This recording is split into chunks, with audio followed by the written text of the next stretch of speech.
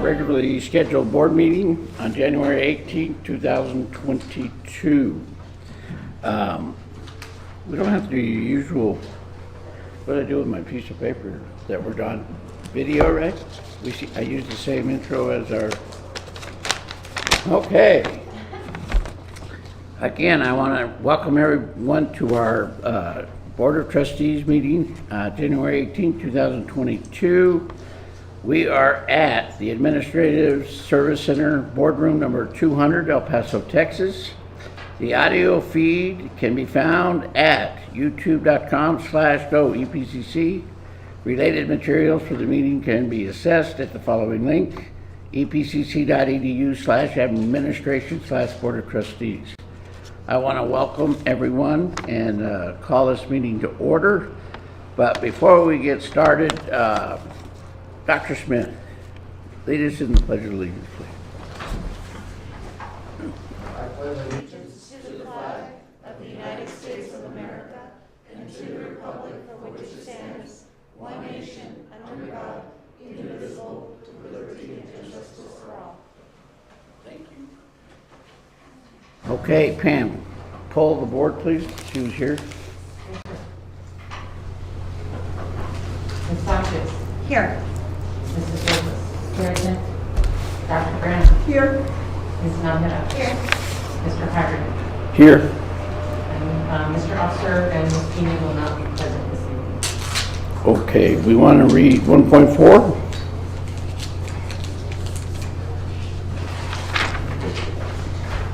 Item 1.4, approval of minutes. The minutes recorded in the agenda are a summary of the presentations and actions taken. Take recorded minutes comprise the official minutes. Minutes of November 16th, Facilities and Finance meeting, and the regular meeting of November 16th, 2021. Move to approve. Second. Any discussion? Call the question. Ms. Sanchez. Aye. Mrs. Robles. Aye. Dr. Grant. Aye. Ms. Nahida. Aye. Mr. Haggard. Aye. Okay, again, we want to welcome guests and staff members. 1.6, open forum. Pam. At this time, we do not have anyone signed up, sir. Presentations by individual groups and organizations. Yes, sir. I have one report to read from the Student Government Association. This past month, SGA, with the help of Campus Life, the Veterans Resource Center, and the cheerleaders, delivered 100 blessing bags and hot breakfast within our community, more specifically to our local homeless. They were distributed in the downtown, northeast, east side, and lower valley areas, while some were delivered to the Veterans Transition Center here in town. The bags consisted of essential hygiene products, scarves made by the Fashion Club, water bottles, hand sanitizer, and many other small extras that may brighten their day. These items were donated by our college clubs and organizations. I would like to take this moment to publicly thank them and everyone who donated materials and time so that it was possible for us to do that. Student government also met with Dean Villalobos of the Mission Council campus to discuss the location of a third student union. We have identified a location on the north side of Barnes & Noble and look forward to beginning the process. I attended the December graduation as SGA president and as a graduate. It was a very nice ceremony, and I would like to thank you for the precautions taken so that an in-person ceremony was possible. I would also like to thank you for inviting the class of May 2021 and the 2020 graduates. It is great that they were given the opportunity to walk the stage as well. SGA is currently planning the graduation dance and SGA banquet. We have set the theme for both. May the 4th will be with you for the banquet, as it will be held May the 4th, and a masquerade theme for the dance, which will take place on May 13th. These events are being planned in good faith that we are able to do so safely, but we also do so with caution and stay updated on our community health. SGA attended a region meeting in Amarillo in December. It was a great event in which the Region 1 Constitution was revised and approved. It went well, and we're very happy to have experienced a snippet of what SGA does when we are not under health advisories. We also visited Cadillac Ranch, which is the tourist side Her cabinet cars are buried in an upright position and have been spray painted. It was a very different experience, but we had great fun. As always, we thank you for your time, and we look forward to entertaining an audience with Dr. Saata in the near future. Thank you. Okay, any more reports?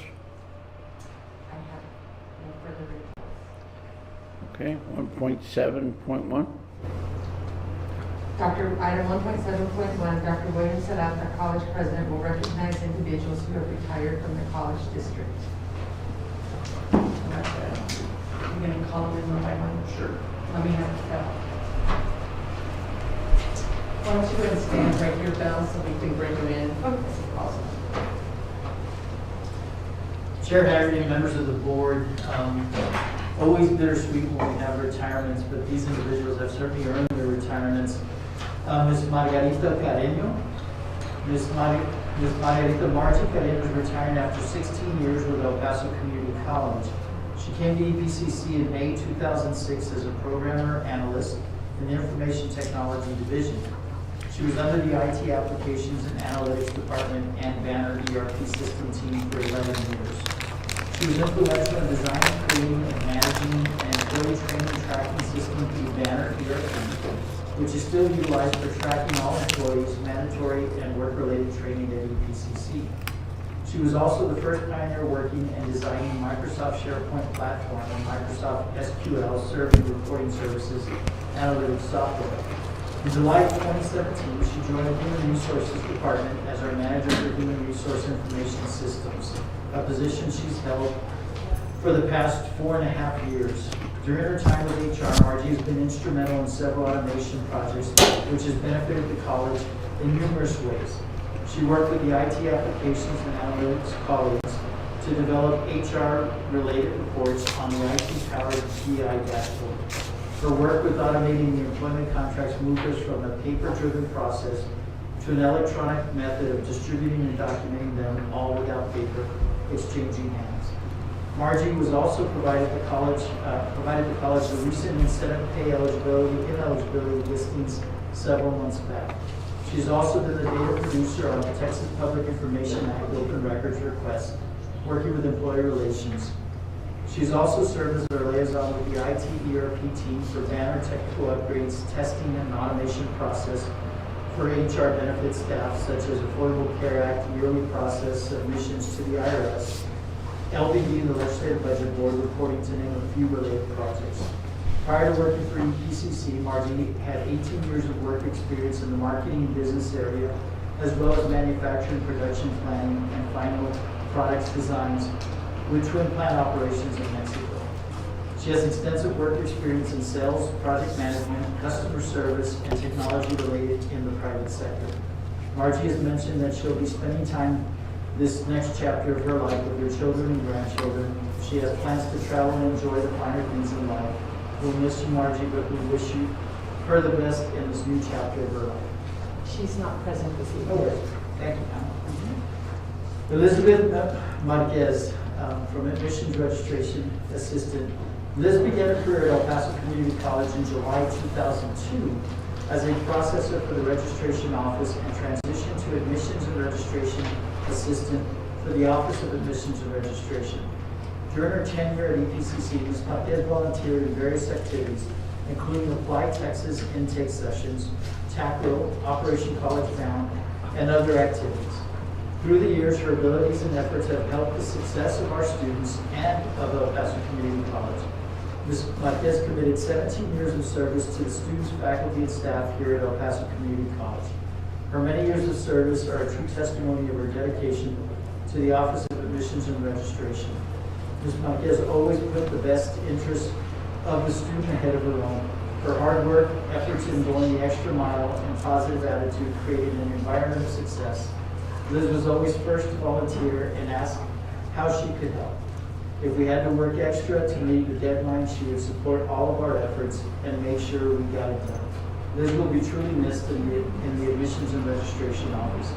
Ms. Marquez is looking forward to retirement so that she may spend more time with her family, especially her grandchildren. She looks forward to enjoying those special moments in life. Thank you for your 17 years of service. We wish you a happy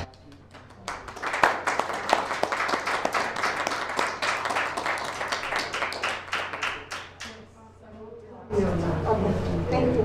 Thank you. Thank you so much. You don't want to go get your plaque? You don't want to come and shake all our hands? Well, thank you for your service. Thank you so. All right, very good. You guys don't want to shake her hand? She's only given us 17 years of her life.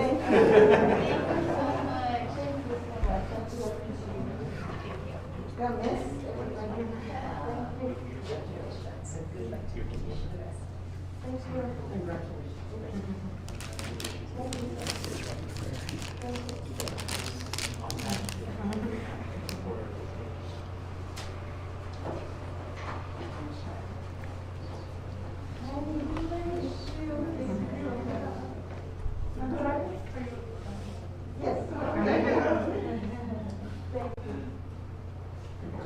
Thank you so much.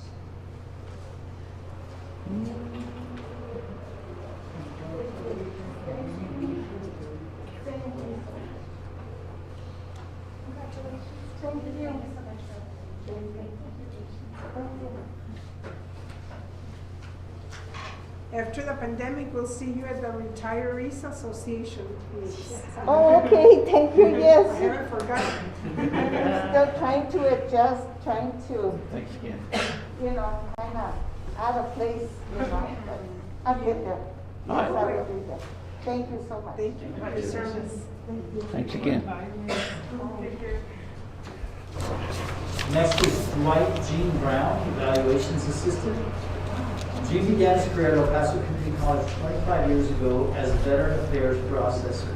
He then moved to the Admissions and Registration Office in the Records Department, where he became part of the evaluations team. Gene has been instrumental in developing, implementing, and improving many of our past and current transfer processes. During his tenure at EPCC, Mr. Brown volunteered for various EPCC activities and committees. Gene has been an intricate part of the evaluations team and created the processes that exist today for evaluation of credit. He will be dearly missed not only for his vast knowledge of the evaluations process, EPCC curriculum catalog information, but for his witty humor and personality. Gene committed 25 years of service to El Paso Community College students, faculty, and staff. He often went above and beyond his call of duty in order to assist students and ensure proper transfer credit was awarded. Whether it be from paper files to electronic files, new software changes, or updated policy and procedures, Gene's knowledge and expertise helped streamline the transfer process over the years. Gene not only assisted in developing the transfer catalogs and banner, but created and maintained the system. He believed in consistency and fairness across the board so that all students who took the same course received the same credit.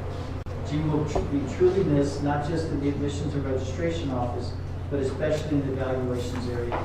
In addition to the 25 years of service at EPCC, Gene served in the U.S. Army for 3 years and 6 years in the reserves.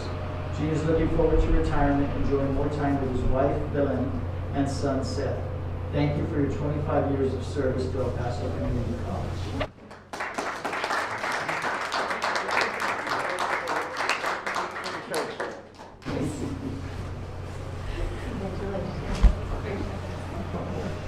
Bump hands, whatever. There you go. Love the mask except this weekend it hurt. Congratulations.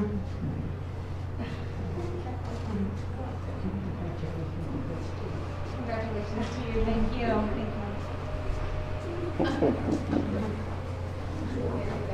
All right. And thank you for your military service. Thank you. Next we have Irene Garcia, a Valladolid Council retiree. Irene Garcia started at Paso Community College on July 2nd, 1990 at the Career Training Center, located on Paisano under a Levi grant, assisting dislocated workers in our community. In August 1994, Ms. Irene Garcia, earned and transitioned to a tenure-track counseling position at the Valladolid campus. From 1996, she was assigned as a primary counselor for the Tejanos softball team for more than 10 years, from 1995 to 2005. Ms. Irene Garcia was assigned to the NAFTA program as the primary workforce counselor with an annual caseload of over 350 NAFTA-affected students, successfully producing a 90% graduation rate, something she's very proud of.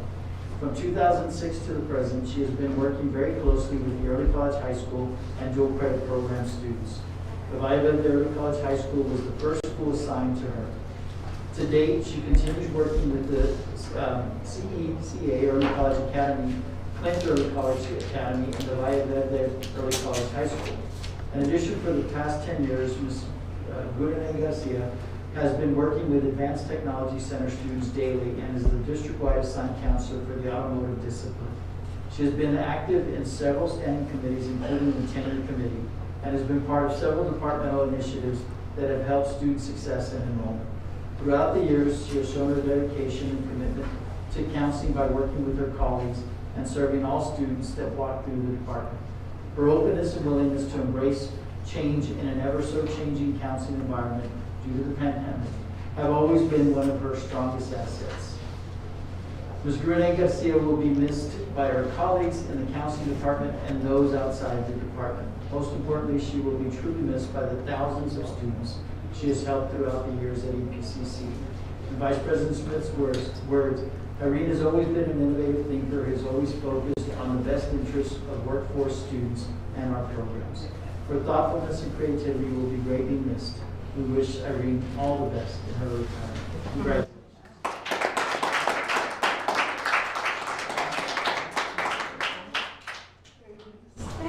Thank you. Thank you. Thank you.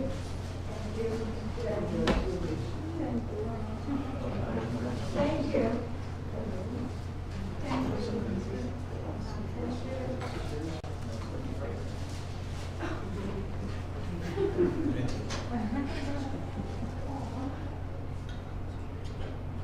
Thank you for everything. Thank you. Thank you.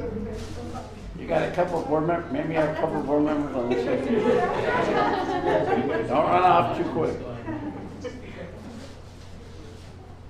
Thank you for everything.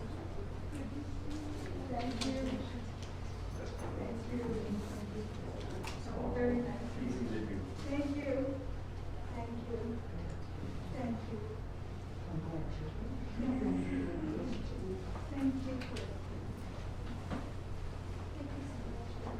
Thank you. Thank you, everybody. It's been a pleasure. Thank you. Thanks again. Thank you. Enjoy your retirement. I will. Thank you. Thank you.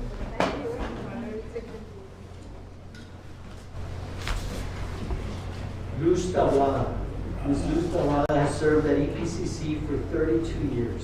Most recently, she served as Director of the Center for Corporate and Workforce Training under the Associate Vice President of Workforce and Continuing Education. For the past 22 years, and working with her team, she has brought in over $10.5 million in grants and contracts to EPCC. Ms. Tawada began her EPCC career as a Student Services Assistant at the Women's Center. Since then, she has held several positions in workforce development, including lead instructor, curriculum developer, project coordinator, and grant writer, to name a few.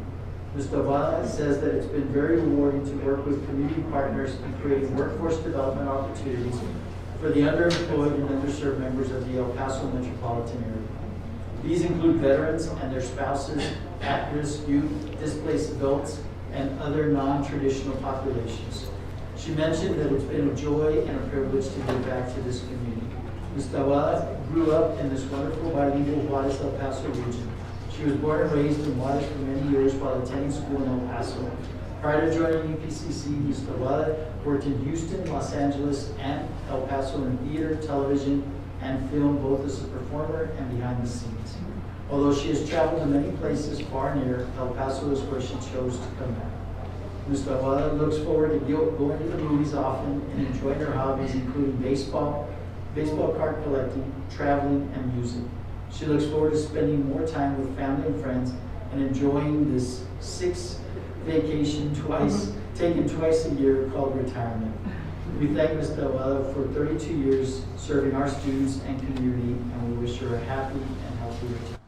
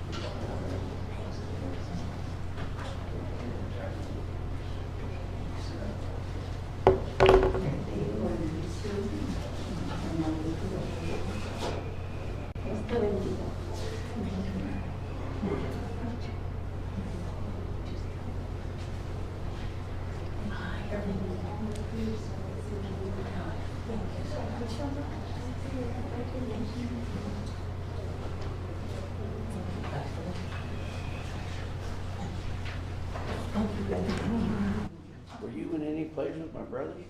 Oh, yeah. Oh my God. I feel sorry for you. Thank you, everybody.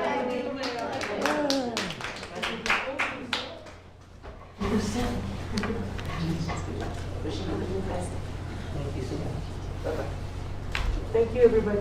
Thank you. Maria del Refugio Serna Cookie is a sign language interpreter at the Center for Students with Disabilities.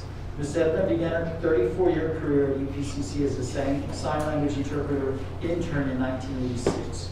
She later was hired as a part-time student assistant, serving as a sign language interpreter and a note taker, tutor, and office assistant for the Handicapped Services, now the Center for Students with Disabilities. In 1987, she held the position as a full-time student assistant. She later moved into the sign language interpreter position, providing services to deaf and/or hard of hearing students. Ms. Serna is enthusiastic, full of energy, and always willing to go above and beyond to assist students, faculty, and staff. She remains very proud of all of her students' achievements. Thank you for all of your hard work. We wish you a happy and healthy retirement.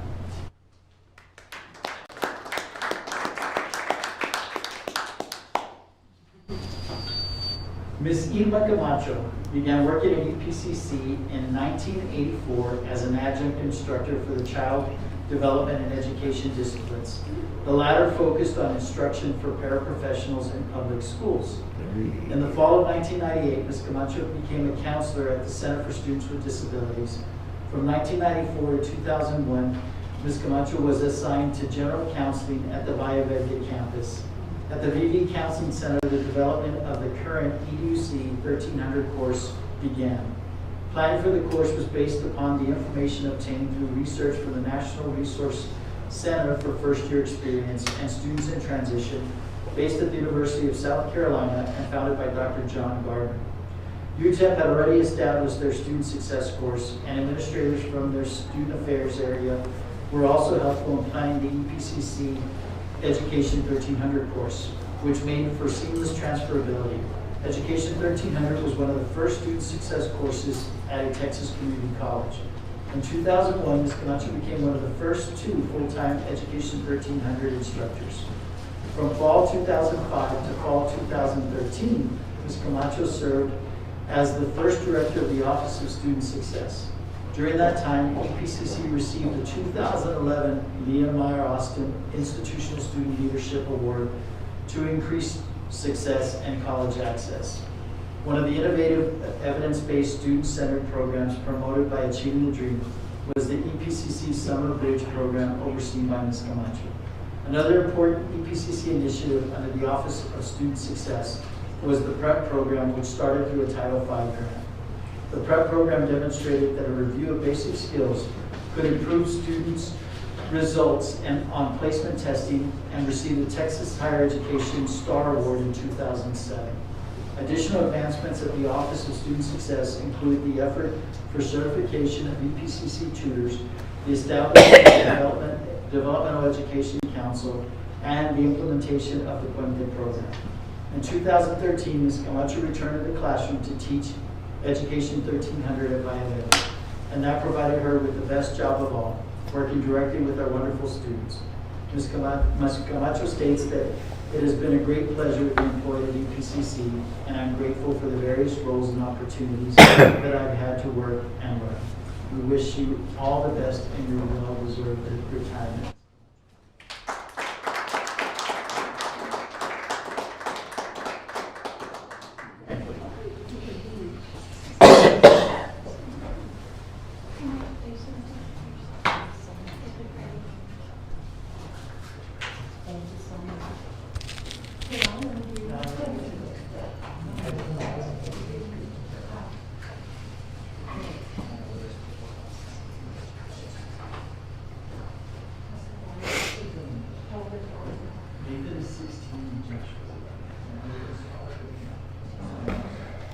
But happy to start.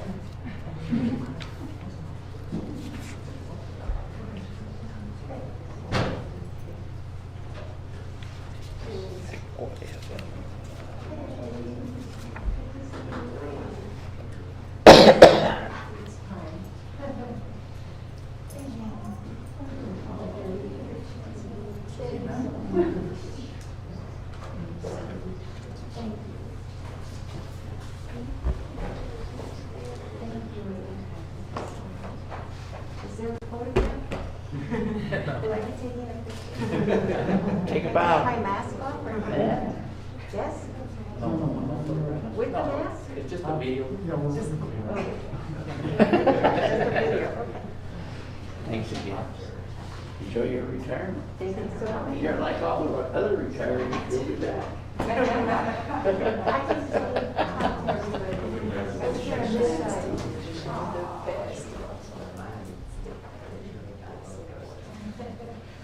Do you want us to take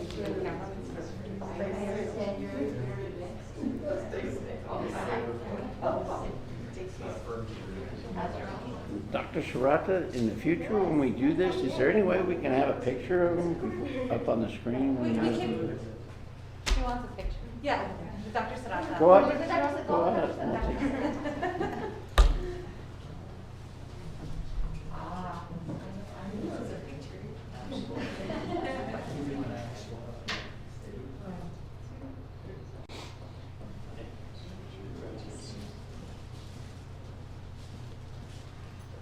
Thanks again.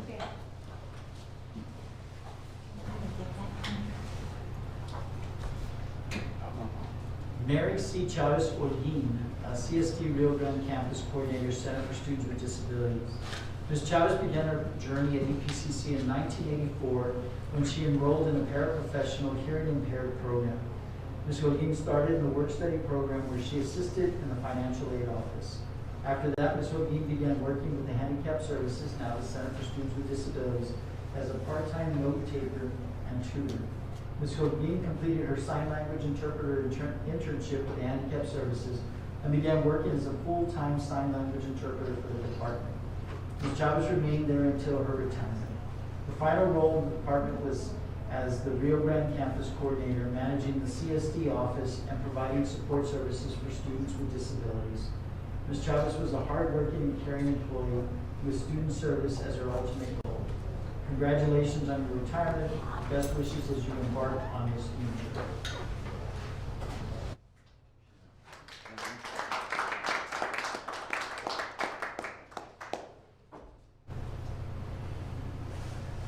Margaret Rodriguez.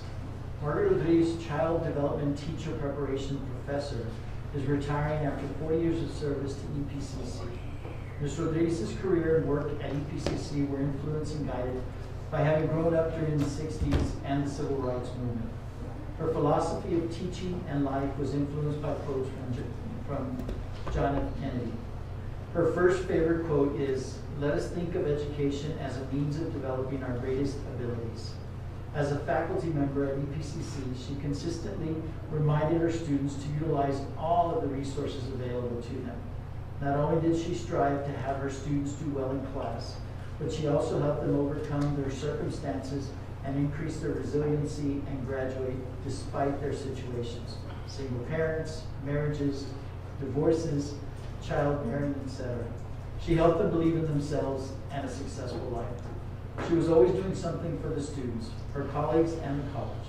She was very much involved in the Texas Association for Chicanos in Higher Education, DACHE, which allowed her to work closely with her colleagues. She served as Far West representative for many years, president, vice president, and secretary for the local chapter. DACHE's focus is to promote diversity and non-discriminatory procedures in the hiring and promotional process at the college. Because of her involvement in this area, a working relationship with top administration was established. One of the greatest outcomes during Dr. Rhodes' administration was the Spanish immersion program for faculty. Its purpose is to showcase, honor, and respect the language, culture, and history of our Mexican neighbors and students.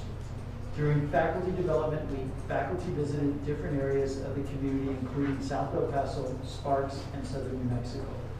The college's requirement to work with our surrounding community enabled Ms. Rodriguez to work with community agencies that work with children and adults with special needs. She led students at fundraising events and served as the chair of the Community Options Organization in El Paso until her retirement. Another favorite quote is, "We must find time to stop and to thank the people who make a difference in our lives." Today, Ms. Rodriguez wishes to thank the Board of Trustees and the administrative leaders of this great institution, El Paso Community College.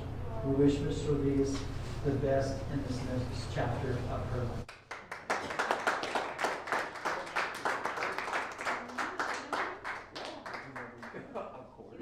still here 44 years? Huh? No, I'm still here at 44 years. Please report. You did a great job. He was always attending our Tache, what was called dinners or fundraisers. What they were, parties. They were parties, I mean, Be honest. in San Antonio, great parties. But he was always backing faculty up, and I really, you know, like I said, I'm here to thank all of you, because the top administration are our leaders, yet the board was always behind us. Board, always behind us, all of you, and I want to thank you, because if not, I wouldn't have stayed here. Because there are issues that we bring before the board, good things and bad things, but he's been here forever. 44 years probably, but anyway. Dr. Grant will tell you what's probably bad thing. Anyway, I thank you, I thank you more from the than bottom of my heart. Well, I thank you. 40 years. 44. 44 is a long time. Man, I wasn't even born yet. Thank you. And you're new. Congratulations. Yes, very new. Almost 7 years. And it came a point that I kind of faded into the background, so I did get a chance to work with you or ask you for your help. And man, it's been here forever. So, Yes, a little bit over forever. okay, thank you so Thank you much. so much. Thank you. Congratulations. And Jenny, of course, Jenny, like I said, administration is the backbone of the college. And without administration, without Sergio, without the services that I mentioned, not just for students, but for us to do our work.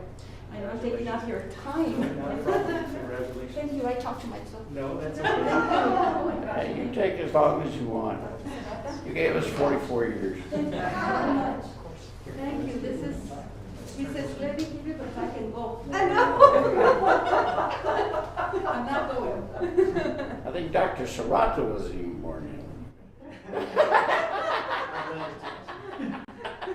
Thank you, sir. Thank you. Thank you for helping our students. I know that in your heart, the student services are your priority. Yes, May ma'am. I say, besides the financial. And you, young lady, you're forever and ever the backbone. President through president through president. There have been multiple. You're great. Thank you. Thank you. Oh my gosh, I didn't recognize you. Okay, mask, I don't recognize you. Thank you. And my favorite VP. Oh. My favorite, Ori, this is my favorite VP. So I got it. Leave him in your good hands. Thank you. Thank you. I haven't seen you so long.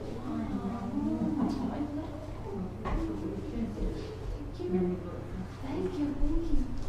Thank you for keeping our students here in your heart and speaking up for whatever is good for them and faculty. Congratulations. Thank you, 3 years. I'm newer than she is. You're Much more new than she you're is. very new. Very new, yes. Well, Nice to meet you. I'll say goodbye, but hopefully you'll be around for a while. Bye. Yes. Thank you. No, thank you. You have a big responsibility. 3 years, you have a big 3 years. responsibility. You Yes. understand that, don't you? Yes, I do. Take Okay, it so seriously. they put you here, so you better do the right thing. We'll And if try. you have any questions, ask that man. Oh, okay. Only because he's been around here for years. So. Yes, he knows, yes. I'm a slow Historical one. knowledge. I'm a slow one.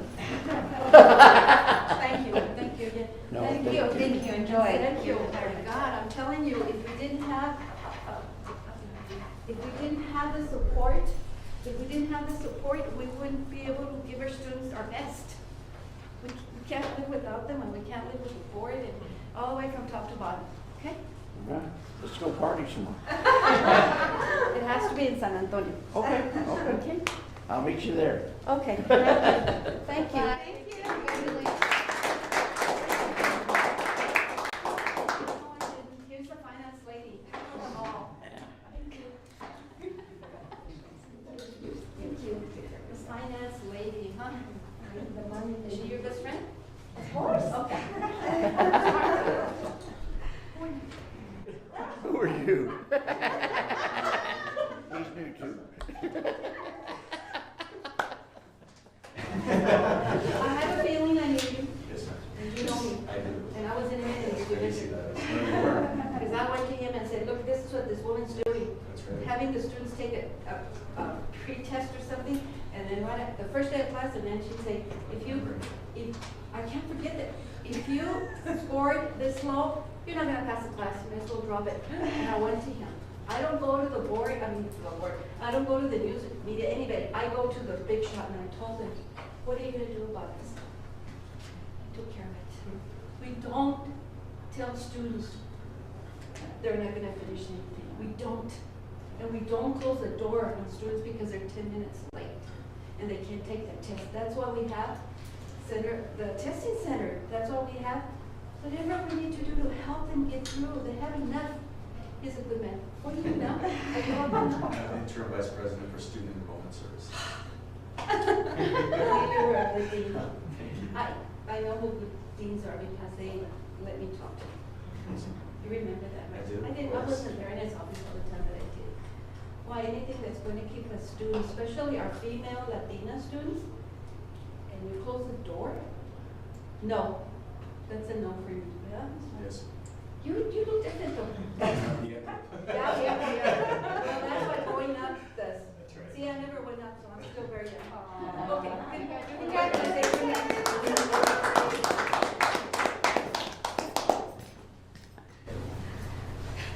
Finally, we have Mercedes Mercy Dominguez, Admissions and Registration Manager. Mercy Dominguez began her career at El Paso Community College in March of 1979 as an admissions and registration assistant. She eventually moved her way up to Admissions and Registration Manager district-wide and eventually settled into the Mission del Paso campus. During her tenure at EPCC, Ms. Dominguez volunteered for various EPCC activities and committees, including Applied Texas Intake Sessions, TACRO, Operation College Bound, and other activities. Mercy has been an intricate part of the admissions and registration leadership team. As a manager, she facilitated training for various new employees, which standardized admissions and registration office operations.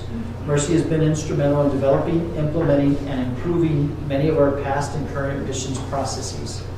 Mercy committed 43 years of service to the students, faculty, and staff here at El Paso Community College, from using IDM cards to Banner 9 registration. She is one of the individuals that always went beyond the call of duty and would guarantee that a student and staff member were always served to the full capacity. If she didn't know the answer, she would go and find the answer. Her willingness to put in the extra mile and effort to help meet deadlines has demonstrated a commitment to excellence that we have come to depend upon.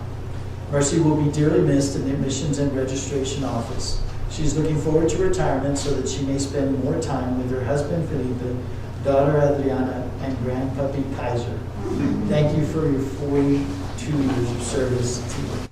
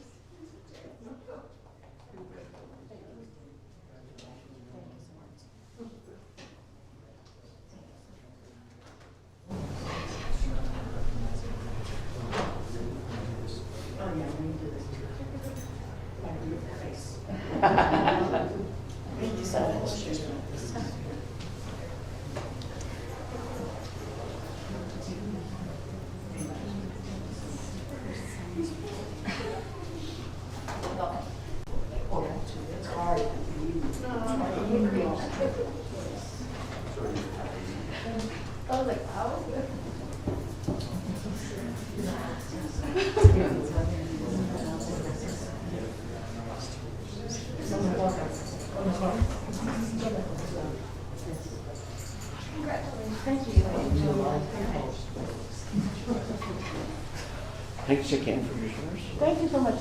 Enjoy your retirement. And I would like to tell everybody, thank you so much. The BCC has always been wonderful to me. This is the only job I ever did, right out of high school. So there's no place like the BCC. Wow.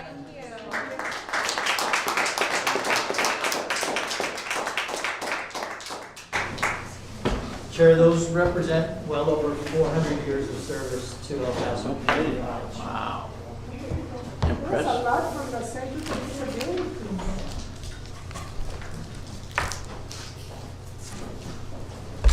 Okay, you ready, Doc? You're not done yet. Item 1.7.2, Dr. William Sarata, College President, will present the Certificate of Achievement for Excellence in Financial Reporting for fiscal year 2020.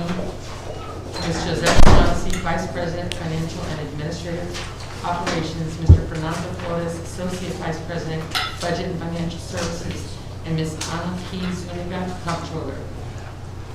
Chair Haggerty and members of the board, the Certificate of Achievement for Excellence in Financial Reporting, known as CAFR, is an incredibly important piece of documentation of our services within finance and administrative services. This was one of the first documents that I looked at when I was applying for this position to ensure that the college was in good academic and financial standing. I want to provide kudos to these two ladies for their leadership in providing and ensuring that the college has received this award for now, how many years now? This is our silver award. 25 years. 25 years in a row that they have earned. I taught her everything I knew. That they have earned the Certificate of Achievement for Excellence in Financial Reporting. Thank you both so much. Well done. This is very happy. So,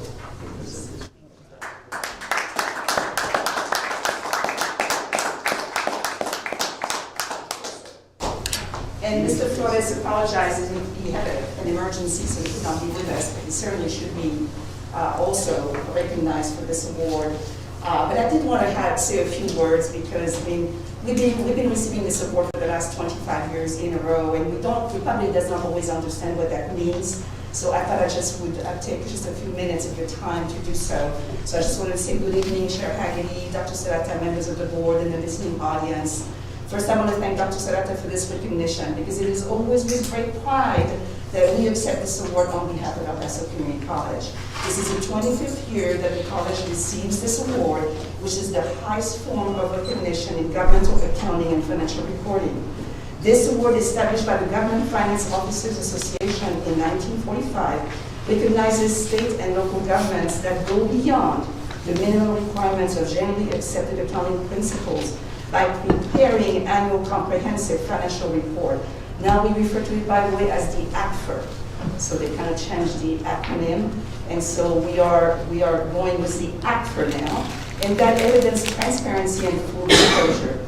The EPCC ACFR undergoes extensive scrutiny for compliance with strict accounting standards by a committee that reviews the report and rotates with new members every year to provide a different perspective at every review. So the award is not a given one on an annual basis and requires from the EPCC Budget and Financial Services team consistent commitment in adhering, and I lost my spot here, in adhering to, I'm sorry,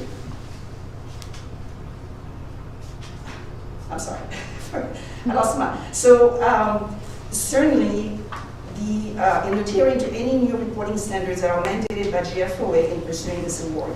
EPCC ACFR highlights not only the college's financial results, but also its achievements in every area of the district, such as any new initiatives related to student success, technology, and the various services provided to the El Paso community.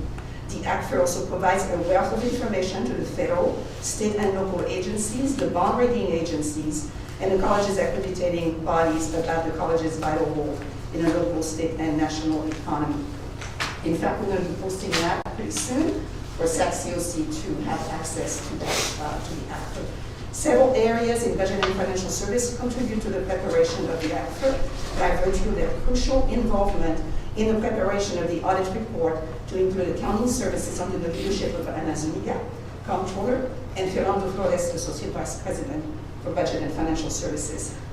The report was compiled in Mr. Flores' office with the assistance of Silvia De Lucio, Senior Administrative Associate in his office. Their role was essential in compiling the report in the format prescribed by GFO. I also would like to recognize the Valle Verde IC staff, in particular Victor Leva, for his support with the timely printing of the report. Special thanks to the firm of Peña Briones and McDaniel, the college's external auditors, for their review of the report prior to the submission to GFOA. We are now gearing up for the submission of the fiscal year 2021 ACFR that includes the fiscal year 2021 audit report to be presented shortly by Mr. Ernie Pena. And this report will be submitted as part of the 21 ACFR. Thank you again so much for recognizing Budget and Financial Services and our commitment to excellence. Thank you for your attention.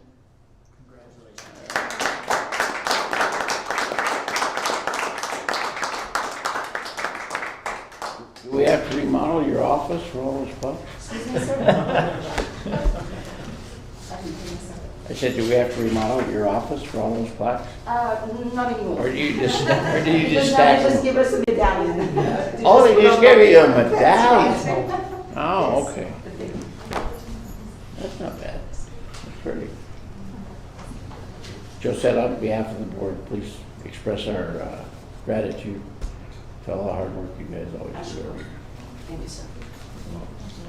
Item 1.7.3, Mr. Rene D. Kenyon, CPA of Kenyon Briones with Daniel and Company, PC, will present the audit results for the fiscal year 2021 financial statements. And you don't ever age. You look the same as you did 25 years ago. Thank you, I appreciate that. Good evening, everybody. How are you tonight? Good. I'll try to keep my presentation reasonably brief, but yet informative. So please don't hesitate to ask questions. What I've done is, so first of all, thank you very much for letting us work with you and make this audit report and do the audit services for this year. We really appreciate it, and congratulations, especially on getting the Achievement Award. That's really something. Silver anniversary for getting it. That's fantastic. You all really, really should be proud. You've got a great team behind you. What I'll do is, as the presentation comes up, I can just start out by saying, first of all, we did do an audit. Thank you. We did do the audit for the fiscal year ended 2021. And then the audit, it is an unqualified report. The financial statements are in accordance with government and county standards and fully qualified for the award again, which also for the next year. The presentation, one of our requirements is that we want to use the word educate to, but we are required to present to the management team the responsibilities of the audit and the outcome of the audit. So that's what I'll walk you through as quickly as I can within reason. So first of all, our auditing standards do require that the auditors communicate, that's what this form is for, to the audit committee, those in charge with governance. So that's what we're doing at this point. And the way we do this is by telling you what is an audit, what do we do, what's our responsibility. Our responsibility, short and sweet, is we need to look at your internal controls to see that you do have a good, strong internal control environment, that you have risk assessments, you all self-assess what are the major areas that you have to take extra care on, that you have information and communication, and that you have very close monitoring, internal auditors and external auditors, and the reviews are handled within. Over on the next slide, we like to tell you that what does it mean when we say the control activities in the internal control environment?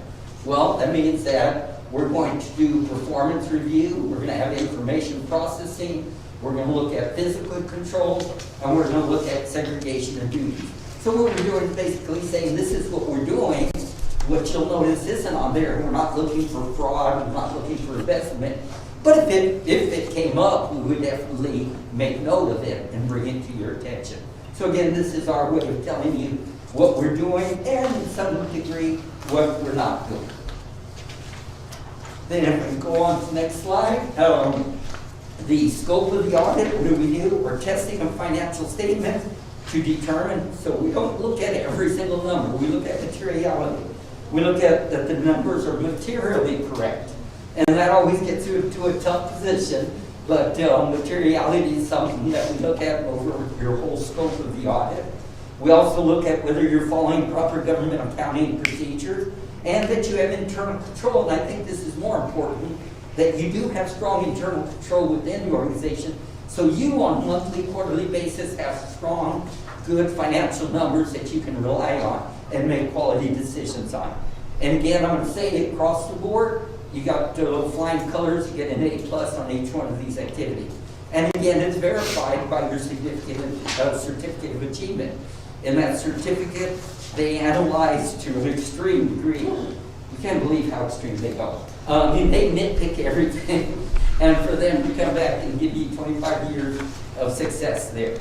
Over on the next point that we want to bring out is, what were some of, so that's what we do as an audit. So what were some of the results this year that occurred that I think are extreme significance? If I was sitting at the table with you all, I would want to hear about the major significant accounting issues, financial issues. Well, the big gorilla in the cage, for my simple English, was the pandemic. As a result of the pandemic, obviously millions and millions of dollars came flowing both in and out. We had to do changes, we had to go remote, we had to go local, we had to do all sorts of stuff. So I thought I'd try to capture this very quickly. And what I want to point to is what happened with the pandemic-related funding. We've got a tremendous amount of new grants that came out. You know, say thank you, but then you're going to pay the piper. So we have to look at the future budgeting, future environment that we're going to be looking at. Quite honestly, as a professional, as a financial advisor, as a CPA, as a business consultant, I'm worried over the next few years. You know, that free money's stopped. Come January 1st, we're going to have a new way of running things. So again, it's great that we have this, and now we have to monitor it. So what happened during the year? We had cash and investments increased by $53 million to where now you have greater than $233 million. This is part of your financial statement. The financial statement is what it looks like. It's over basically close to 100 pages long, so I wanted to summarize the main things. So obviously cash is king. You all are sitting with $233 million in cash and investments. Tremendous increase of $53 million just this past year. How did you get there? Well, your non-operating grants and revenues increased to $82 million, $22 million increase. So what I'm saying is, this came in manna from heaven. This didn't come in from our operational activity. Again, thank you. It's great that it came in, but it's pretty much probably a one-time deal, non-operating. So that I thought that was very critical. Oops, push the wrong button. The next one is a total of $41 million was received, of which $22 million passed directly through to the students. So basically more than one half went to the students of some of the government funding. $2.1 million was reimbursement for COVID costs, and then $16.9 million was reimbursed for you for lost revenue. So where the government came and said, how much did this COVID cost you? Well, we lost students, we lost activities, we lost sales. You all did a great job of acknowledging and writing that up, and the government came back and said, okay, well, we're going to pay you back for that. Again, a one-time affair, more likely, of $16.9 million. And that number really, again, a pat on the back of management. They went back meticulously and recreated the revenue of the previous year. What did we lose and how did we lose it? That could have been $12 million or $2 million. But your accounting department did an excellent job in good internal control of being able to track how much money was actually lost as a result of the pandemic. Then to go on, you have unrestricted gift, and we all know about this, of the $30 million. Again, thank you, a one-time event, but a tremendous event, a tremendous problem to have. What do we do with it now? But again, an unrestricted, and the fact is, it is unrestricted. It came with no ties. You, the board, have the ability to determine what are we going to do with this.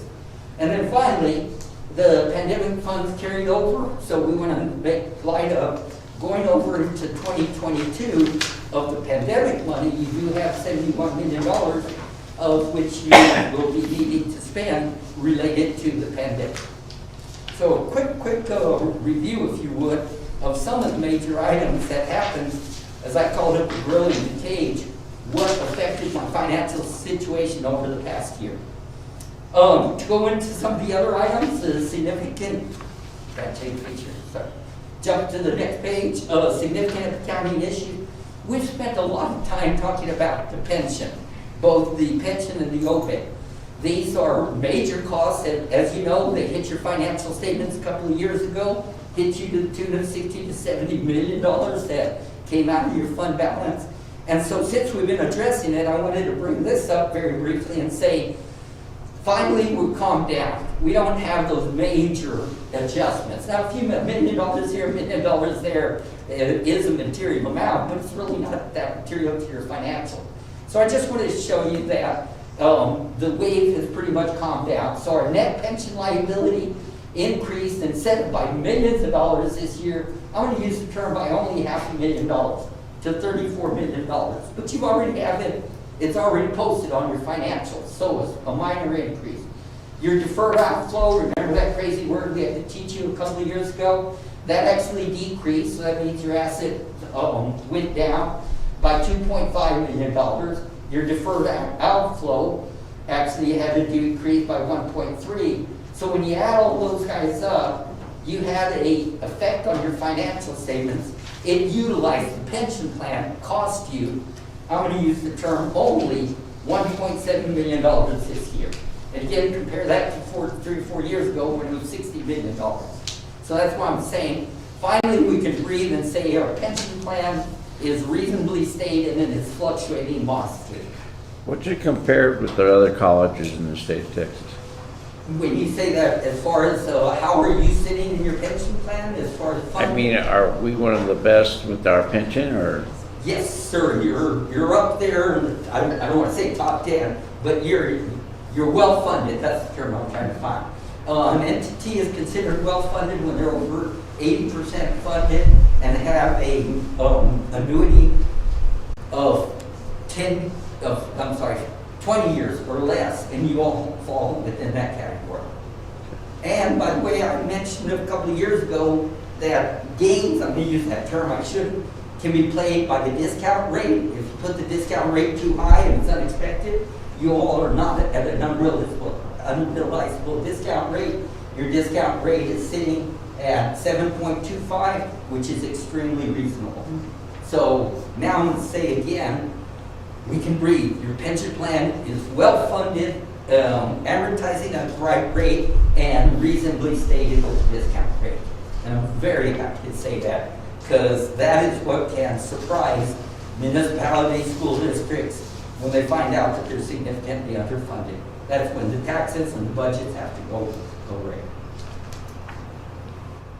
Moving on to Good job, Joseph. I don't run the pension fund. Moving on to the OPEB, this is your other post-retirement benefit plans, your health insurance. Simple word, same thing. Can we breathe now? Yes, it has also stabilized. I'll jump to the chase that this one, the negative effect was $4.3 million, which again, for health insurance, that's a very modest adjustment. So this year, your revenues and expenses were reduced by $4.3 million due to the changes in the health insurance coverage for the retirees. And again, I'm going to say a very nominal adjustment this year. So we get to put those fears behind us if I was sitting in your chair. And again, I just want to keep saying, remember just a few years ago, we hit the P&L, we hit your net assets upwards of $60 to $70 million. So I thought that was great news, if you don't mind my saying. So the other part I have to reply to you is that we had no audit adjustments. We had what we call no past adjustments. If we determine that there's adjustment, but it's not that big a number, should we pass on it? We didn't even have that. Your numbers were so clean. And we do a good audit, I do believe. So don't think that we just passed this. I do want to inform you that there's this new GASB. We guys can't just shut up. Every year we got to do something different. So we've got a new one. And we're telling you that it'll be implemented in the year 2022. The only reason I'm bringing this up, first of all, it's not going to have any effect on your P&L, on your profit and loss, your expenses and revenue. And number two, it's only going to be a reclassification. And what this has to do is with your, it has to do with your activities, and we'll be separating out your balance sheet the activities costs, which I think are in the Agency neighborhood of fund. 200,000, something like that. Agency fund. Agency funds. Sorry about that, didn't break that. So we'll be reclassifying your agency fund. You're probably not even going to notice, other than there's going to be a new column on your balance sheet, but it's a very nominal effect. Trying to move on. Catch up with myself here. The college is following, just to let you know, the college is following all government accounting principles on a monthly financial statements, as I said earlier, and that there were no matter of reportable condition. Although this is the simplest words that I can use, this is tremendous. We have to do what's called a single audit. Single audit, we have to look at, did you comply with all the rules and all the regulations that came in with the grant monies that you received? And again, when you're receiving millions of dollars, trust me, they come in with more strings and ties and ribbons to them, and you all did an excellent job to where we were able to issue an unqualified report that you were in compliance and you had no findings or no deficiencies. Moving on, the college opinion, there were no material weaknesses, that there were no instances of non-compliance, and the Public Fund Investment Act was in compliance. Bottom line is, you got a clean report. I'll get into a few numbers here, but we're not going to touch every number here. But your financial statement, because I'm not going over the whole financial, I'm going to touch again what I thought was a good summary. But more importantly, the changes. Oh my gosh, this is fantastic to a large degree. You went from 215 million to 265 in our current assets as I started this discussion, mostly due to the cash and availability of funds that have come in.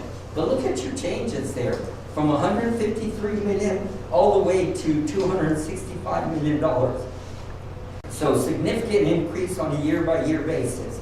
And all of this also, this is where you were in capital assets in the buildings, and you more than doubled, or almost doubled, I mean, from 124 million all the way to 233.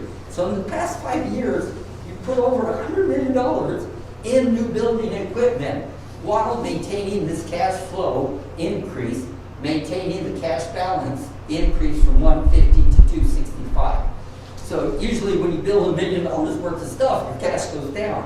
You guys are doing fantastic. Your deferred outflow and inflow, we've already talked about. Our current liabilities are very consistent. You'll even notice that they're even down a little bit compared to the previous year. So got good liquidity and limited cash going out. Our total deferred outflows again, sitting, the beauty of this one is look at how nice and consistent it is, as opposed to jumping from 2 million to 18 million to 32 million. We can breathe comfortably. Things have gotten comfortable now. So all of this allows us to have net investments in capital assets of 105, where we were at 92 just a few years ago. Our restricted and non-expensive student aid has been very consistent with the student. Our expendable restricted aid at 55, very consistent also. And then I'm going to say most importantly is our unrestricted net asset. This is the capital. This is my equity in my house is sitting at 30 million compared to 25 million, basically a $55 million turnaround in 1 year period. Granted, $30 million coming in as a gift helped us, but it wasn't just that. You also turned around a $25 million deficit, a $30 million deficit, and these deficits were mostly caused, again, by that pension stuff that occurred in the past. So it's behind us, and you're sitting in a great position now to go forward. So I'm using the word congratulations. And here's just a visual of it, our current assets compared to our current liabilities. And as you can see now, our current assets way up here, and just a little bit different liabilities. Our net asset position down here, our total assets compared to our total liabilities. So again, visually sitting in an extremely strong position. A very simple graph here, because it is so important, your net, again, your equity. I wanted to show that over here in 2017, we were way over here at about 160 million.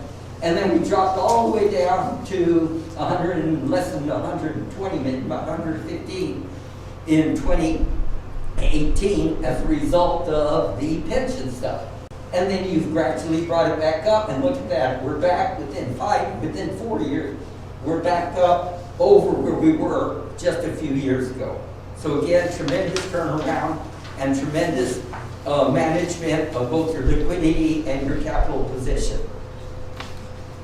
This graph is along the same lines, but this here I'm focusing just on my revenues and expenditures, showing the tremendous increase in the revenues this year from 2004 and 2020, COVID year. COVID year was better than the previous year, and then in 2021 is where most of the, forgive me for calling it free money, government money started coming in, and grants came in and got you up to the 252. Yet you kept your expenditures less than the previous year of 180, can't read it here, $8 million compared to 195 in the previous year, and look all the way back to 172 5 years ago. So you're maintaining your expenses at a very strong position. And again, this is just showing going back a few more years. There's the graph I showed you before. And don't worry, we're getting close to the end. Okay, so the next one, what I wanted to point out here is just the operating income by sources. Your tuition, unfortunately, this year did take a pretty good hit. We dropped from the $23 million to the $19 million this year due to the drop in number of students. But yet you'll notice the percentages are pretty much the same. We really didn't have much change in the percentages of operating income and expenses that occurred during the year. Well, again, 34 million compared to 19 million. State appropriations dropped a little bit, but our ad valorem taxes, slight increase from the previous year. Grants and non-operating, and that's the magic word, non-operating revenue jumped all the way from 62 million to 82. But again, if we go before COVID, 53, 52, you're really up about $30 million in non-operating funding from the government.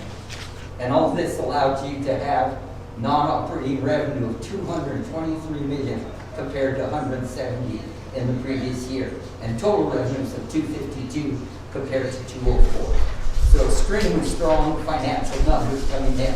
Where did the money go? Well, just very briefly, as you can see on our instructions, our research, and what I want to point again is our percentages stayed about the same, but your total operating expenses actually went down about $7 million compared to the previous year, all the way down to 183. So as our operating expenses went down, income went down, our operating expenses also went down.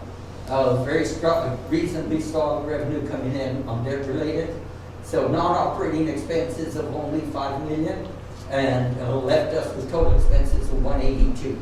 And down here is just a quick graph of our total operating expenses and our total non-operating expenses. So we spend most of our money on operations. And as I move around, here's just a quick summary of everything that I just gave you. And that's just what, again, total assets are critical, 161 to 192. And look at the jump from 2020 to 2021. A very, very significant jump in that 1 year of $63 million. So sitting extremely strong in your net assets. Again, I keep saying that's your capital position. Our operating revenue taking the drop, and again, this way you get to see the 5 years. From 5 years ago when our total operating revenue operations were 41, and now we're all the way down to 29. So a significant drop in operating revenue. Money's coming in more from the grants of the government. Our non-operating revenue jumping well over, from the, what's that, about $70 million in this time. All this allowed you to have a net increase again from $8 million in the previous year to $63 million this year. Bottom line, how much did we bring in? We brought in $63 million this year. Our full-time student equivalent, just an important number, obviously dropped down to 15,000 compared to 17,000. Our average revenue per student for a full-time equivalent is at 1,900. And the assets, I thought this was just a little important.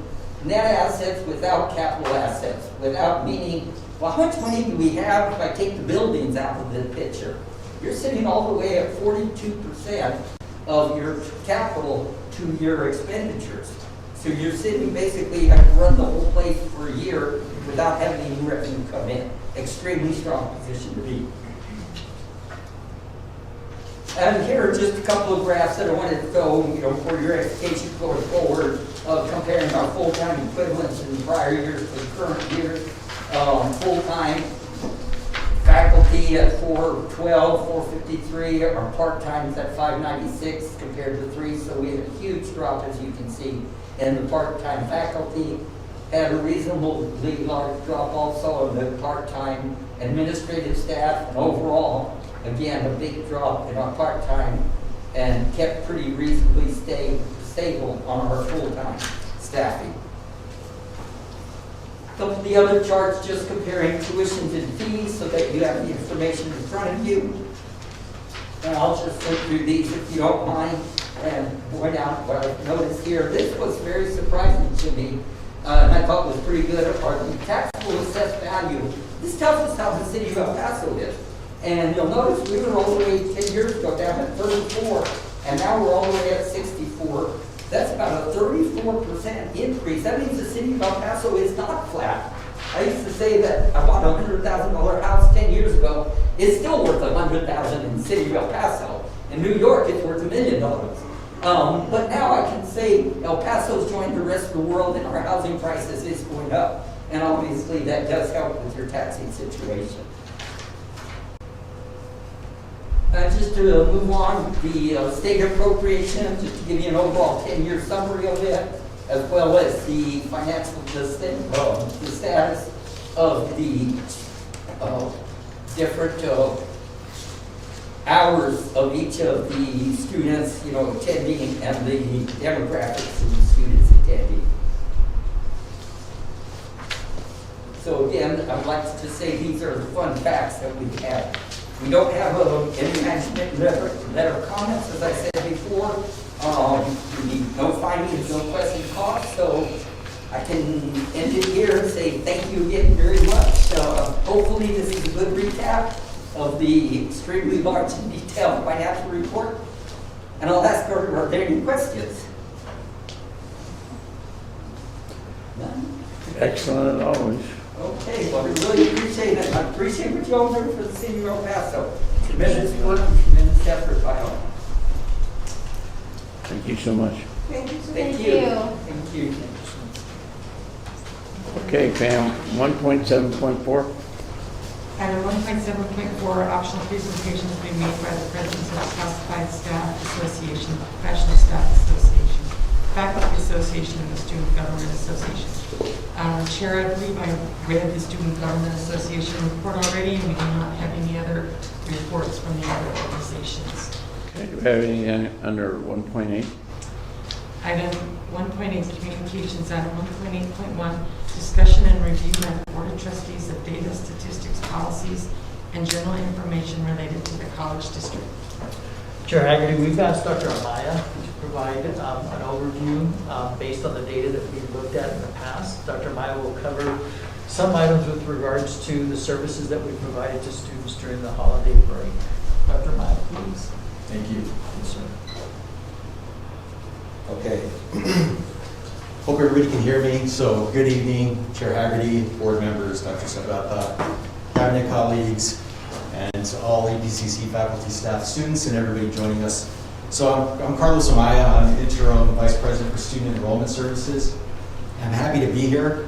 And actually, I'm happy that, not that we had the power outage, but that I get to stand up here and present. This is a much more comfortable way of presenting rather than that distance between the podium and the presentation. So one of my team members even messaged me before the meeting and said, was that the result of your praying hard?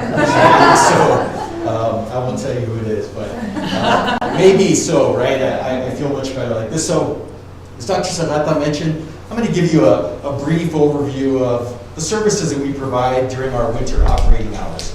So EPCC takes its holiday break every year for a couple of weeks at the end of the fall semester. This year we started on December 20th through December 31st. During those 2 weeks, we open 4 days, so 2 days during the first week and 2 days during the second week. So this year we were open December 20th and 21st and 27th and 28th from 10 a.m. to 4 p.m. at the Valle Verde campus in the Enrollment Services Center. You might ask, why do we have these a little bit different operating hours? Well, we recognize we want to allow the student the opportunity to come and get the necessary services to be able to move forward, take care of college business. We also recognize that our staff needs a break. And being able to start a little bit later and end a little bit earlier provides them that really nice, I think, work day. When I was here for those 4 days, it felt really nice. The staff was happy. We had plenty of students, and I'll share some of those numbers.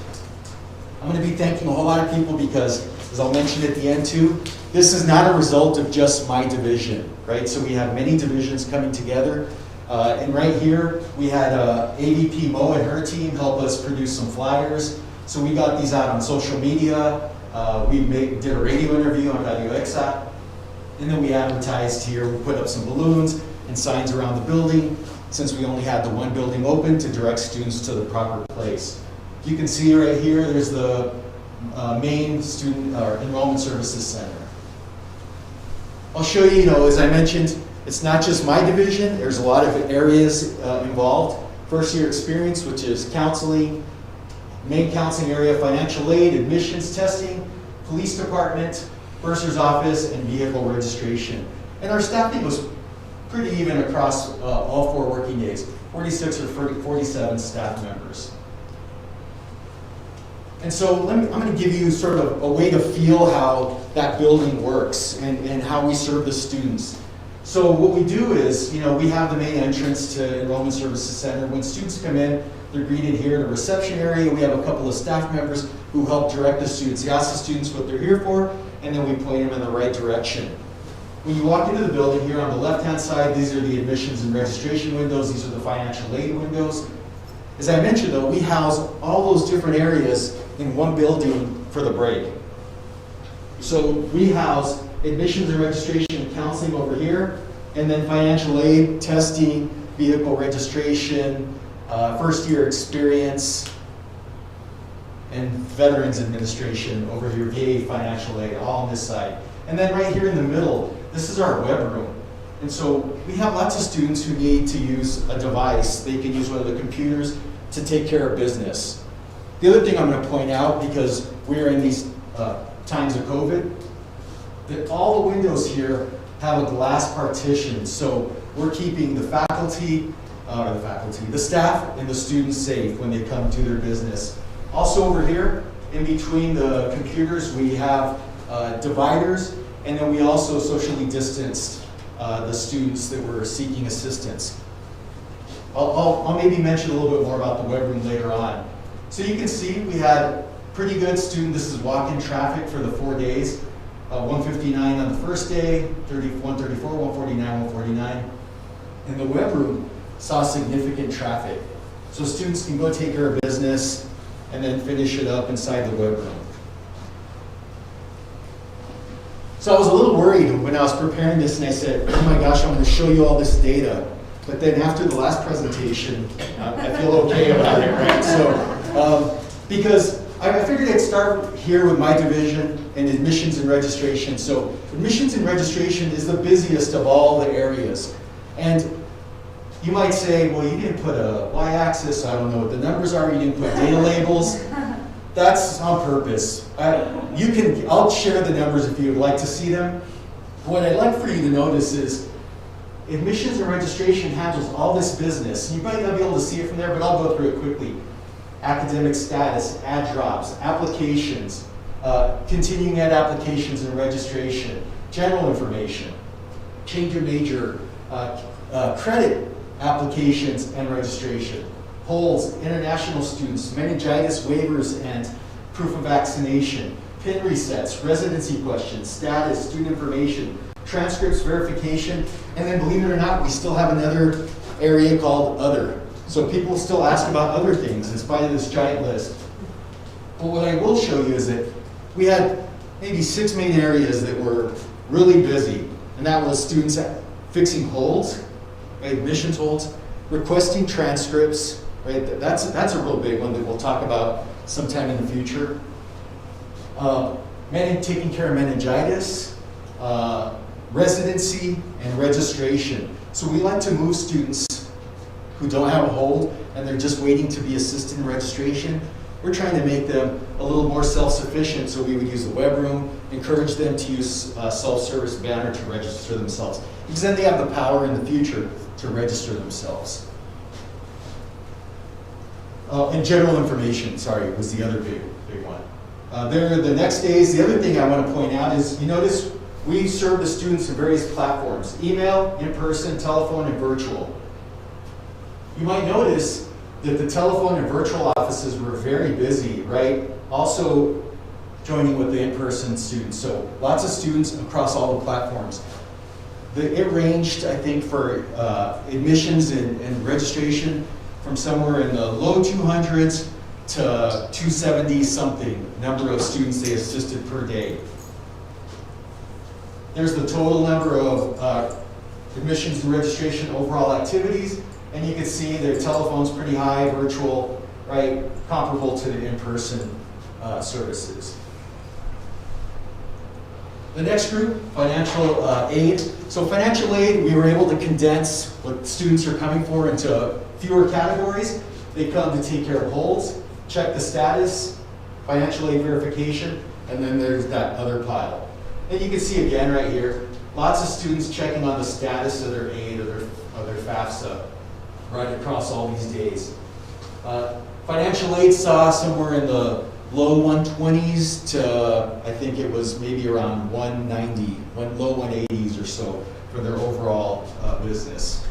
That other area, I should mention, the others, students were checking on American Rescue Plan Act funds, on emergency loans, on federal guaranteed loans, and then a variety of other questions. Here's the overall activity for financial aid. Again, the different platforms, email, in person, phone, and virtual. You might notice though here, virtual seems to beat everybody, right, in this case. Our students are really smart, and they recognize their ability to get this information via the virtual platform. It's easy to find on the websites. They log into the Blackboard platform and they're able to get assistance. But we make all these platforms available to the students. Rounding out my division, we had the testing and vehicle registration, and you can see relatively little traffic to these areas, right? Testing services and the traffic office. We're taking important lessons as well from these operating days and learning a few things that we might be able to do better and serve the students better the next year that we do this. Like what? Like maybe thinking about encouraging them to come test. We were only offering testing information, so offering actual testing services during that time would be important. So maybe that's going to increase the traffic in testing.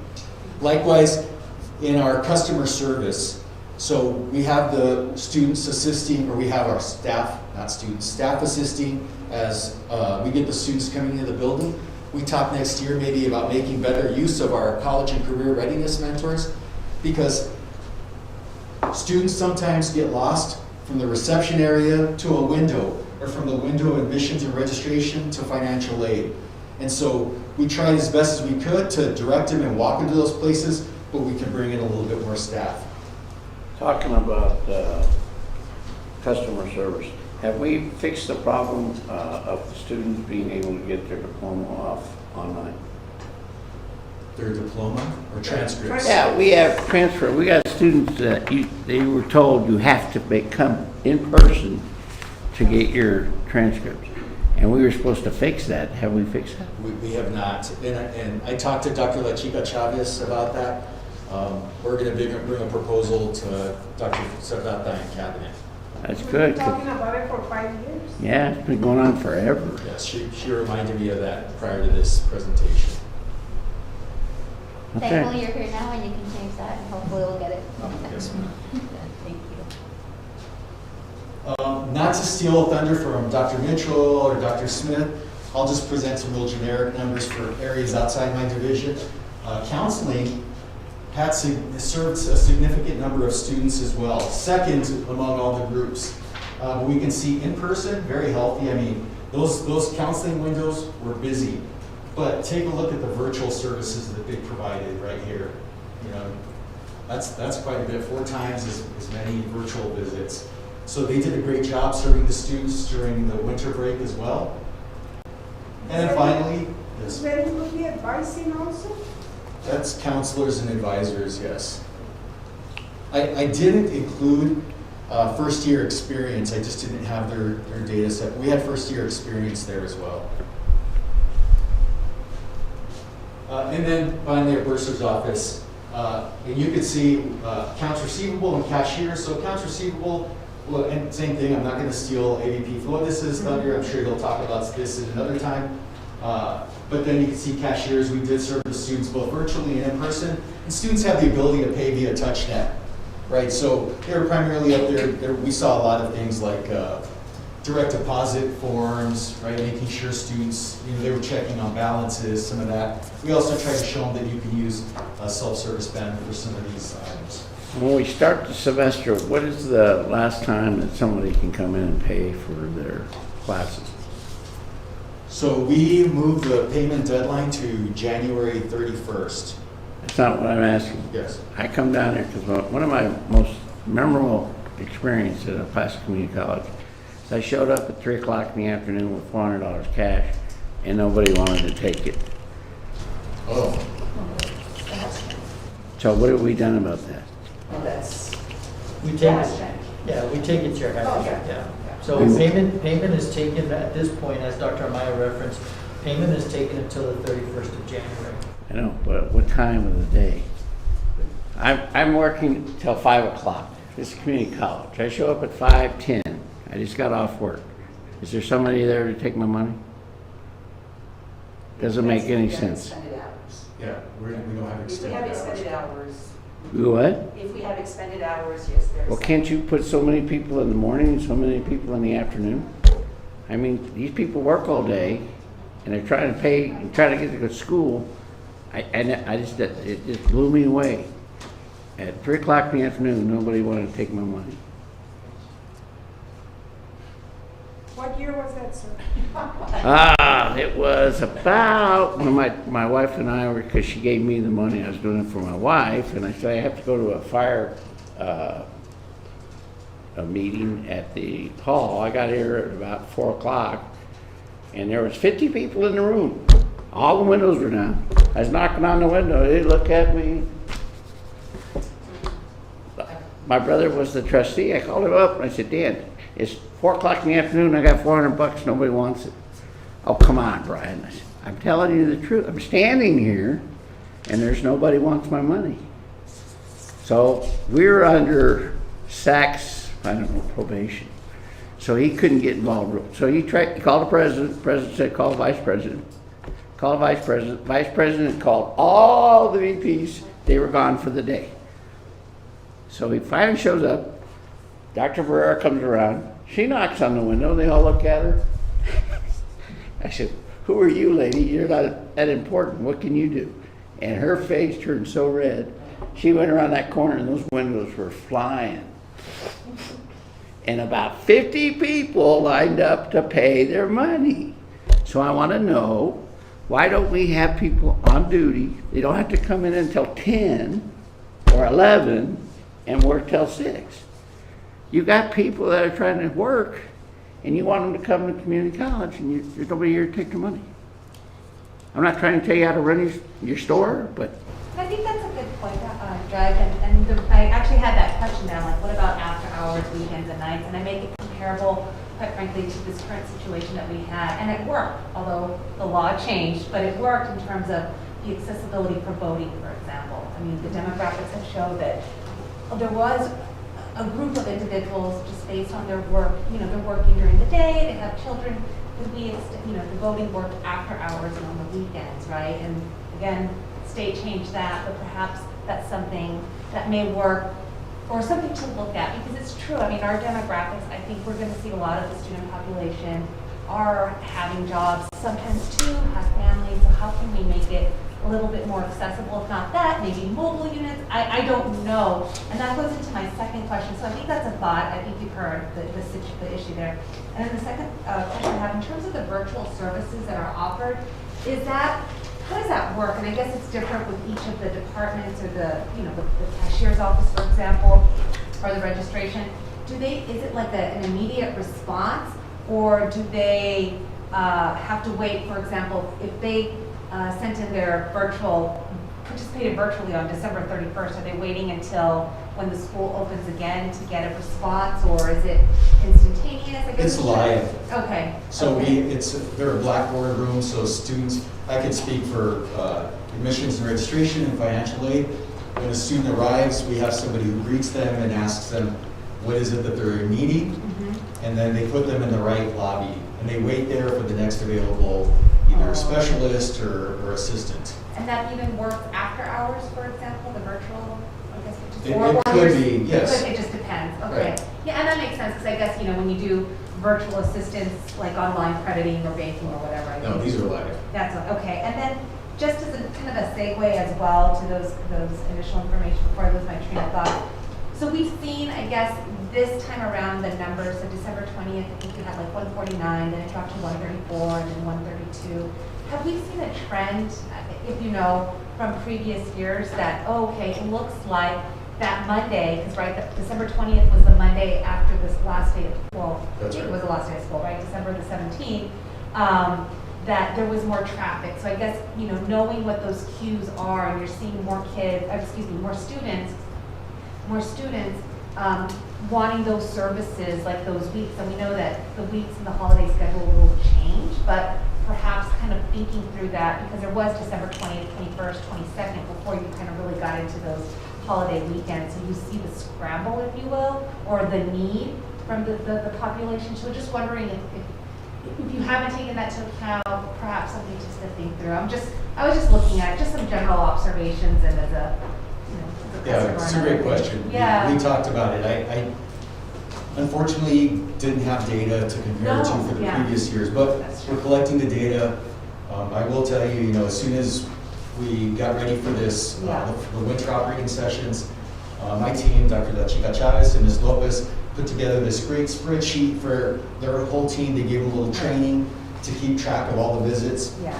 We shared it with the other areas as well. Right. And so they use that same document, so that we should be collecting these data and trying to look for those trends and see how we can best serve the students. Yeah, no, just some thoughts and Yes. observations. And a follow-up, are we open on Saturdays? We're not. Duh, come on. We got people running around with money, we gotta take the money. I don't get it. I don't wanna tell you how to run your shop. I just have one more slide to show you. And so this is, I guess, really the big picture, right? That everybody asks, do these winter hours translate to enrollment, to increases in enrollment? So that's a real challenging question, because it's tough to put that exact correlation, right, between those services we're offering. You can see by the data I shared that students are coming in and they do need these services. And I can show you what I did is I took the last 5 years spring enrollment, and I took a snapshot of that day that we started our first winter operating day to the day after our last winter operating day, and looked at changes in enrollment. And this is the one that we just completed for spring 2022. And we started at 15,288 and ended at 16,254. That gave us a positive of 966 students, an increase of students, so 55% increase over the previous year. And you can see for a little bit, we had relatively low increases during this same time period, except going back to 2018 over here, where we had an increase of 1,500, well, almost 1,600 students. So I think this is good information, a start, right, for us to be looking at. I take all your questions and suggestions seriously. It's something that we have discussed. And thank you for that. Information is very, very valuable, and I'm impressed that that you've got all of that data now and that you're moving forward with it. My question would be, you've made all this progress in such a short time. What would happen if, instead of waiting for the students to come to the college, we took the college to them? We could set up a booth in Cielo Vista Mall, we could set up a booth at, at what do you call it, the fountains. Send letters to companies saying we're looking for students, can we partner with you so that we can offer classes to your students either on site or in our buildings, and send pictures of these beautiful facilities that we have now. It's got to be that we stop waiting for students to come in during our working hours here and move the effort outside and go out there and recruit. I know the high schools are doing okay as far as, the recruitment there, more or less, because of the partnership with the counselors and all that. But we've got to invite the administrators to come and see the facilities and the programs that we have here at EPCC. And we've got to get the college out there. These other people that think they're our competitors are not shy about setting up shop outside of their building and getting everybody to sign up, even though it's a lousy program and it's going to cost them a lot more and not get anything for their money. And when we have such a valuable opportunity for our people, you have, even if you need more staff, let's look at that. She's got a bunch of money. Let's hire more people to go set up shop out there. Look at what we do with the charter schools. We started setting up shops so that we could tell people about why they should not put them in the charter schools. And we recovered a bunch of our kiddos compared to the others. You've got to get out of the buildings, out of the offices, get the people out there, get them out of the idea that it's only their working hours and everybody's supposed to come here. It doesn't work like that anymore. And that's just food for thought because, we've got to do something more aggressive. I love the billboards that we're putting out there. They have a good, strong message. I've seen them in several places. They're very impressive. But again, we've got to get out there and get the people enrolled. Once you get them enrolled, they'll start coming in and they'll bring others with them. Yeah, get Culinary Arts to put a food truck in the admissions, Right. I'm happy to share that we're resuming our in-person Operation College Bound this coming spring. Dr. Graham, as you mentioned, we're going out. We've been meeting with all the school districts, so we partner with UTEP. So their team and our team have been holding these, we call them data sharing meetings, where we show the number of graduates from those institutions, those high schools, and whether they're matriculating to EPCC or UTEP or some other institution, tying it around 60 by 30, and then also to our Operation College Bound, where we're going to go to all the high schools in El Paso, as well as reach out to homeschool, charter schools, all the other schools. And where we go and we actively register the students. So you will be registering them as they come up to talk to you? Yes, sir. Okay. So we are registering them at Operation College Bound, so we're doing a lot of legwork in advance. We have our recruitment office working with the high schools, making sure the students complete their Apply Texas application. We also we hosted, and with our partners, Region 19, UTEP, other institutions, the FAFSA nights, which were completed in the fall. But even still, we offer our services every time we have one of these meetings, and we go out and visit these schools again. If they need assistance with Apply Texas or FAFSA, we work to make sure that the students have their meningitis proof or their vaccines in advance. We're trying to make sure it's a constant message that we're telling the school districts, let's work together to make sure the students are ready to go and we register them the day that we visit. I just came for a couple of Saturdays during a break. We went to a meeting at the Veterans Office over there in the Northeast, and there were people there. There is a little table with EPCC information, but there was nothing on the table. We just had to sign EPCC. We should have registration schedules. We should have all kinds of stuff available there, so when they walk in, that's what I mean. We gotta have. Yes. Has anybody gone to that Amazon building or all those new buildings over on the Far East Side, where those companies are setting up shop? And before everybody else gets in there to recruit their staff, let's get a team out there to be. And I don't know if that falls under workforce with what's her name, Dr. Carmen. Is it probably it's up 2 years ago that she should be out there recruiting in the companies, because that's what the other people are doing. You see Western Technical out there And recruiting. and if I could just caveat off of that, like, I think those are great ideas. And I mean, it's one thing to set up a table, or to go to the mall, or to go to do a, block walk event where you see people. But I also think from a larger scale, there's some value to thinking strategically on how to approach that. So just strategically, like one of my, I think, comments that I've made, and it's with local government in general in El Paso County, whether you're in the city, one of the rural municipalities, or the county itself, is sometimes I think we're focused a little bit on silos. So expanding that communication. So for example, I know that the Amazon facility or warehouse did not get a tax abatement of chapter, we call them chapter 381 economic development agreements, where you get tax incentives to build. However, that is their provision in economic development, that there's many times that different companies, we've had Microsoft, we've had a company called Cubby out of the Silicon Valley that have come in, and we've developed these agreements. And when I say we, I'm talking about the city and the county's economic development agreements. And what they do is they build into these agreements, you are required to provide A, this minimum wage, B, recruit a certain students work with. So we've seen some with ETEP, for example.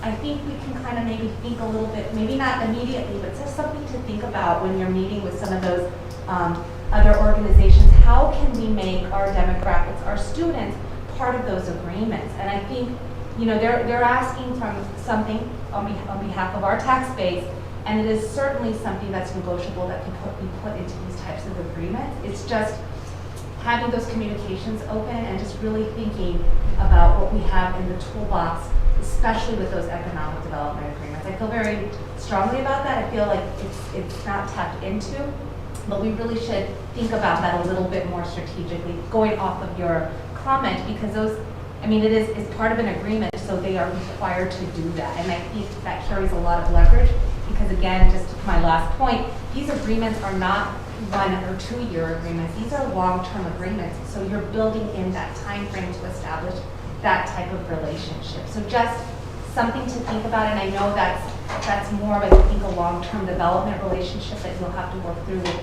the mayors, whether the municipalities, the city of El Paso mayor, and the county judge as well. So Don't a lot of those companies pay the tuition for their personnel to go to school?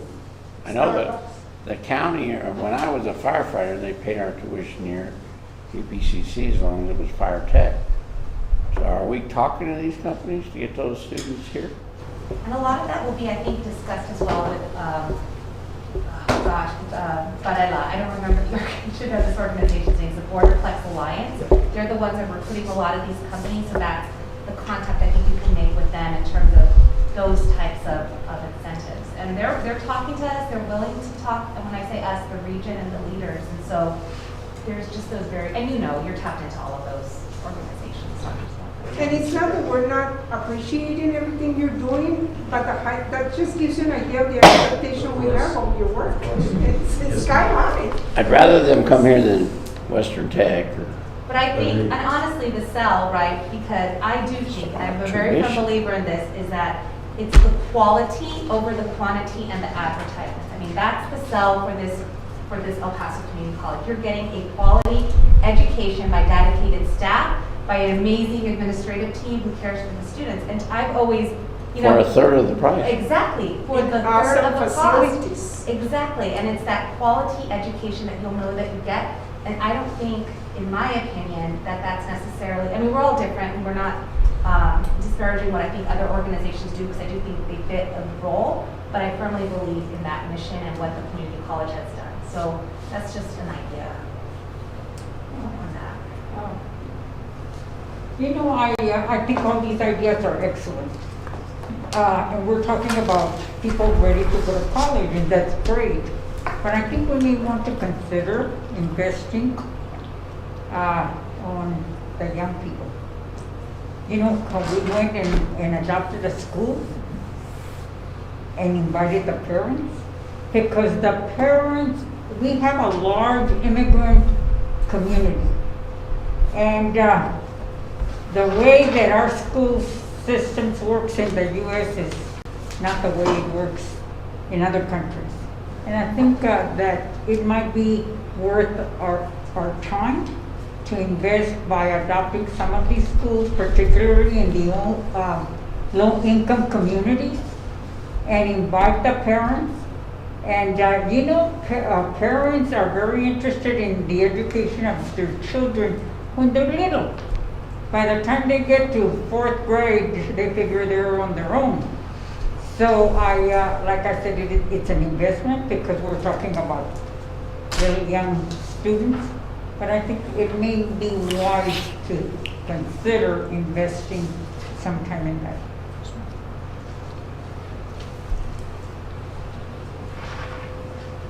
Okay, thank you, everybody. I'm gonna just make sure. I'm gonna just make sure I thank everybody, because as I mentioned, it takes a lot of people to make this event, these 4 days work. So I won't read them all, you can see them all, but I am gonna say a couple of extra special thank yous. To Dr. Cassandra La Chica Chavez, our Executive Director for Admissions and Registrar, Ms. Ines Lopez, our Executive Director for Financial Aid. They just took this task and just really assisted. That they do the really heavy lift. And then also a special thanks to Elizabeth Estrada in the Financial Aid Office, and Mr. Ruben Torres in the CATS Office, Career and Transfer Services, because Liz helped me with the data. She made it look nice so that we can work with it and put together a bunch of the charts. And then Mr. Torres helped to make the PowerPoint much nicer after I gave him a draft. So thank you, everybody. Thank you. Thank you, sir. Chair, let me thank Dr. Amaya for the effort that he's put in a short few months of really reestablishing the college's relationship with our district partners, with UTEP. For a period of time, unfortunately, we started to see UTEP as a competitor instead of as an ally. Dr. Amaya, at my request, has ensured and has re-facilitated those relationships. I feel very confident in his vision and his commitment to students, and all the questions you raised, you'll notice I took lots of notes. Dr. Amaya and I and his team will work together, and we'll make sure that the next time we present to you, many of those questions and suggestions have been implemented. But thank you, Dr. Amaya. I commend you. It's the most work I've seen in 25 years.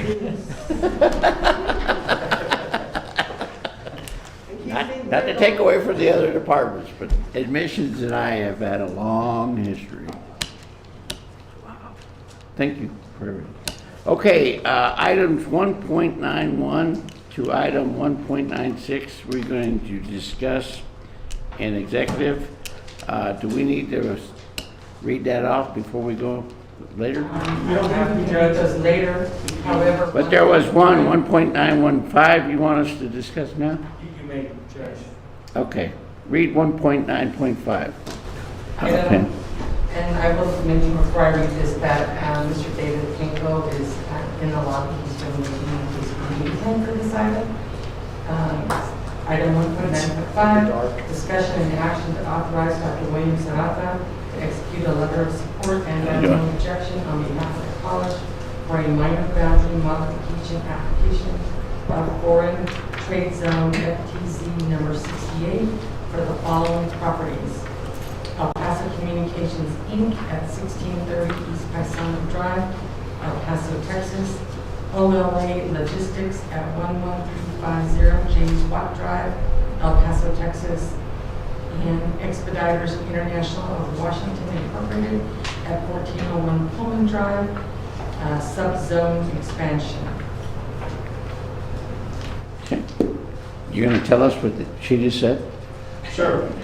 So we have 3 companies that want to start up the foreign trade zone program, and in order to do that, we have to ask the Department of Commerce to put these virtual foreign trade zone boundaries around their property. Okay. And in order to get that permission, we need a letter of support from El Paso Community College. Do you have any objections to it, Dr. Estrada? I do not. Legal counsel? Nothing from legal judge. So we're good to go. Okay, write him a letter. Move to approve. He has provided us a sample letter. We will get that quickly now that the board has provided us with the authorization to move forward. Sorry to keep you waiting, but you're good to go. Oh, this is- we appreciate everything. Do you need a motion to accept that, Counselor? You do. Move to Okay, do approve. we have a motion? Move to approve. Do we have a second? Do we have a second? Any discussion? Call a question, ma'am? Ms. Sanchez. Aye. Mrs. Lopez. Aye. Dr. Brennan. Aye. Ms. Nahara. Aye. Mr. Harvey. Aye. Letter's on its way. Thank you very much. All right, Appreciate it. good. Thank you, sir. Thank you. Thank you so much. Good luck. Okay, board reports. 1.10.1, Pam. Item 1.10.1 charges report. These are for the months of October 31st, 2021, November 30th, 2021, and December 31st, 2021. No action is necessary. Item 1.10.2, President's Report. Item 1.10.2.1, Dr. Williams, the Apple College President, will update the Board of Trustees and audience on recent events that have transpired at the college to include an update on the COVID-19 pandemic and appropriate actions taken. Chair Haggerty and members of the board, I'm going to go in different directions, and my apologies, but we did recall that the board had requested, and so I want to provide the board with El Paso Community College's COVID-19 awareness and outreach, communicating best practices for wellness to students, employees, and the community. We do have a PowerPoint.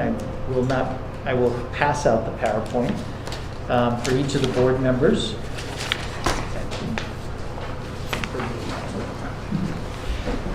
EPCC has prioritized health and wellness of students, employees, and have also been committed to promoting general community awareness since the start of the pandemic. The Marketing and Community Relations Department and Employee Relations has worked in coordination with the Safe Campus Task Force, the Division of Student Services, IT, and other departments to ensure the campus community receive timely and relevant information to promote health and wellness. Mr. Hector Padilla represents EPCC on the Regional Emergency Management, REM, with the Office of Emergency Management, which includes the city, county officials, emergency responders, city, county health officials. Associate Vice President Dr. Kevin Lewis served on the COVID-19 cross-sector collaborative, which includes public information officers and spokespersons for higher education, K through 12, and other organizations across the city. This ensures that EPCC and informed of data and best practices, as well as has a voice in both developing community messages and sharing content. Initial campus signage about the illness was printed and posted in all campuses even prior to the transition to remote operations in March of 2020. The signage has been continually updated. On-campus signage increased once students and employees returned on site. EPCC facilities team, in collaboration with the Safe Campus Task Force, ensures that signs are maintained and distributed based on need.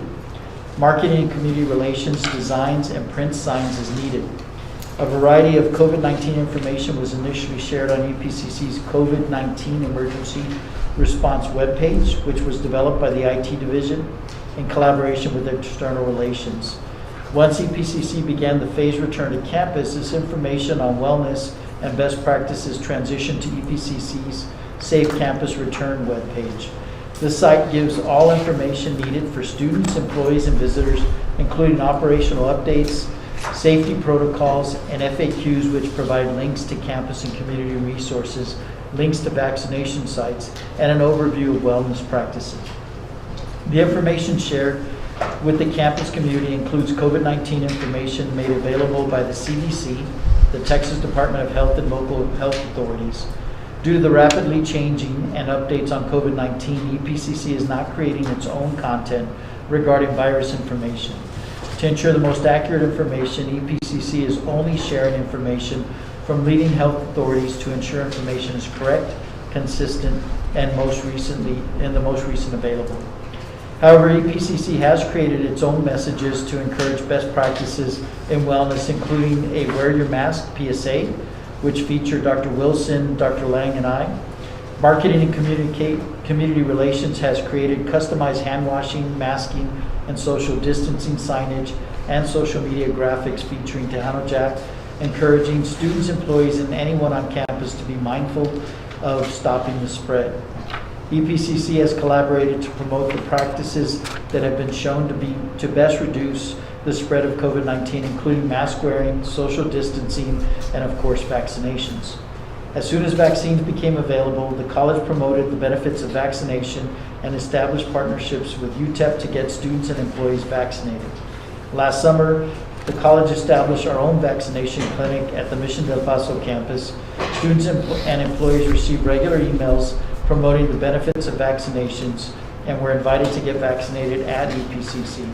Media alerts were sent to the press to inform the public that EPCC had a vaccine clinic for the community as well, since the clinic was also open to the public.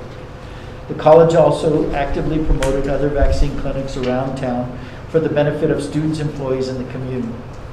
Regular emails have been sent directly to employees and students to share this information as well as promote best practices to reduce the spread of COVID-19. Since March of 2020, the college has had an ongoing social media campaign to inform students, employees, and the community about COVID-19, along with best practices to stop the spread. The visibility of the campaign and amount of posting done on this topic fluctuates based on levels of COVID-19 in our community, user feedback, and other factors. For example, when the college moved to phase 2 of employee return and at the beginning of semesters, the amount of communication on this topic increases. Due to negative feedback associated with message fatigue, messaging on this topic was reduced mid-fall semester and during the semester break, but increased as students returned to campus. Starting Friday, January 14th, the social media campaign, email outreach, and health and wellness messages resumed as primary messages on all of EPCC's channels. The most recent campaign emphasizes staying home if you're sick or have been exposed to COVID-19. Moving forward as the pandemic evolves, the college is committed to continuing to share information with students, employees, and the public to promote health and wellness community-wide. So I wanted to share that Dr. Mo and her team have done a tremendous job of ensuring that the college is at the forefront and ensuring the safety and security of our faculty, staff, and students. Partnerships are essential and a great way to enhance learning outcomes. The Center for College Access and Development and Workforce Solutions have partnered with Avance, a national nonprofit organization.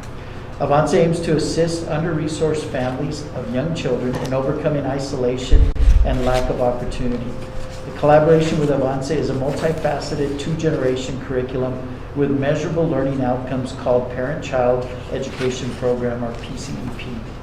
This program is free for parents with children from 0 to 4 years of age. While parents attend the PCP sessions, they will have access to EPCC resources like student services and childcare. Avance to College classes began in October of 21 with a cohort of 10 students. The second cohort will start in January. Roselia Galindo, a reading professor, is the instructor assigned to the program. Participants were recruited from across the region to include parents from Ramona Elementary School and EPCC adopted school from Isleta Independent School District. Congratulations, Professor Galindo, and everyone involved in this program that provides fantastic opportunities for our community. Special thanks to Dr. Maisha Pagel, Dean of Education, CTE, for her leadership and oversight of the program. For the past 22 years, faculty members have been working with Strut Learning, an adaptive learning management system, to build out 12 competency-based education courses that go live in January 2022. These courses are part of the College Credit for Heroes program, available to veterans and service members looking to obtain their EPCC degree at an accelerated pace. The program will provide a prior learning assessment to determine which EPCC credits are equivalent to their military training or work experience. If the training or work experience defined does not meet all of the course objectives, a competency-based education class can be taken to complete the credit. Thank you, Dr. Pagel, and all of the faculty members that worked on the courses. Your hard work is greatly appreciated. Mr. Fernando Reyes, a part-time counselor, recently had an article published in the Coalition for Hemophilia B Summer 2021 quarterly news publication out of New York. His article entitled Mental Health in a Pandemic Age. He presented his paper at a specialty pharmaceutical company meeting in December. Congratulations, Mr. Reyes. Would also like to congratulate our dual credit students at Bel Air High School who successfully completed the echocardiography certification. All 12 students enrolled passed at 100%. Congratulations to Dr. Romero, a full-time faculty member with the medical assisting program, for training and preparing these future professionals to administer an electrocardiogram to check for heart abnormalities. Congratulations to Bel Air High School for adding the echocardiography course to their dual credit health-oriented courses list and widening the scope of health skills in these aspiring high school students. On December 14th, the Emergency Medical Services Paramedic program celebrated the completion of the 14th cohort of the Army Accelerated Paramedic course. This unique program allows students to complete an 18-month paramedic certificate of completion in a reduced time of 7 months by utilizing a 40-hour week schedule.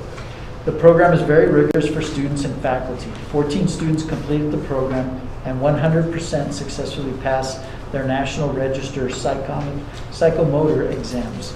The students returned to their units immediately, with several deploying within days of completing the course. EPCC faculty Tim Gruber, Ray Brooks, Adriana Knight, and Juan Rodriguez did an excellent job preparing these students for real-life paramedic situations. Thank you all for the great work, and congratulations to all the students on their success. EPCC has many programs, clubs, and projects that engage our student community. An example of this engagement is Chrysalis, an annual journal staffed by our students that features literary work in English, Spanish, and visual art. Chrysalis publishes work by EPCC students, faculty, staff, writers, and artists of all ages from the community.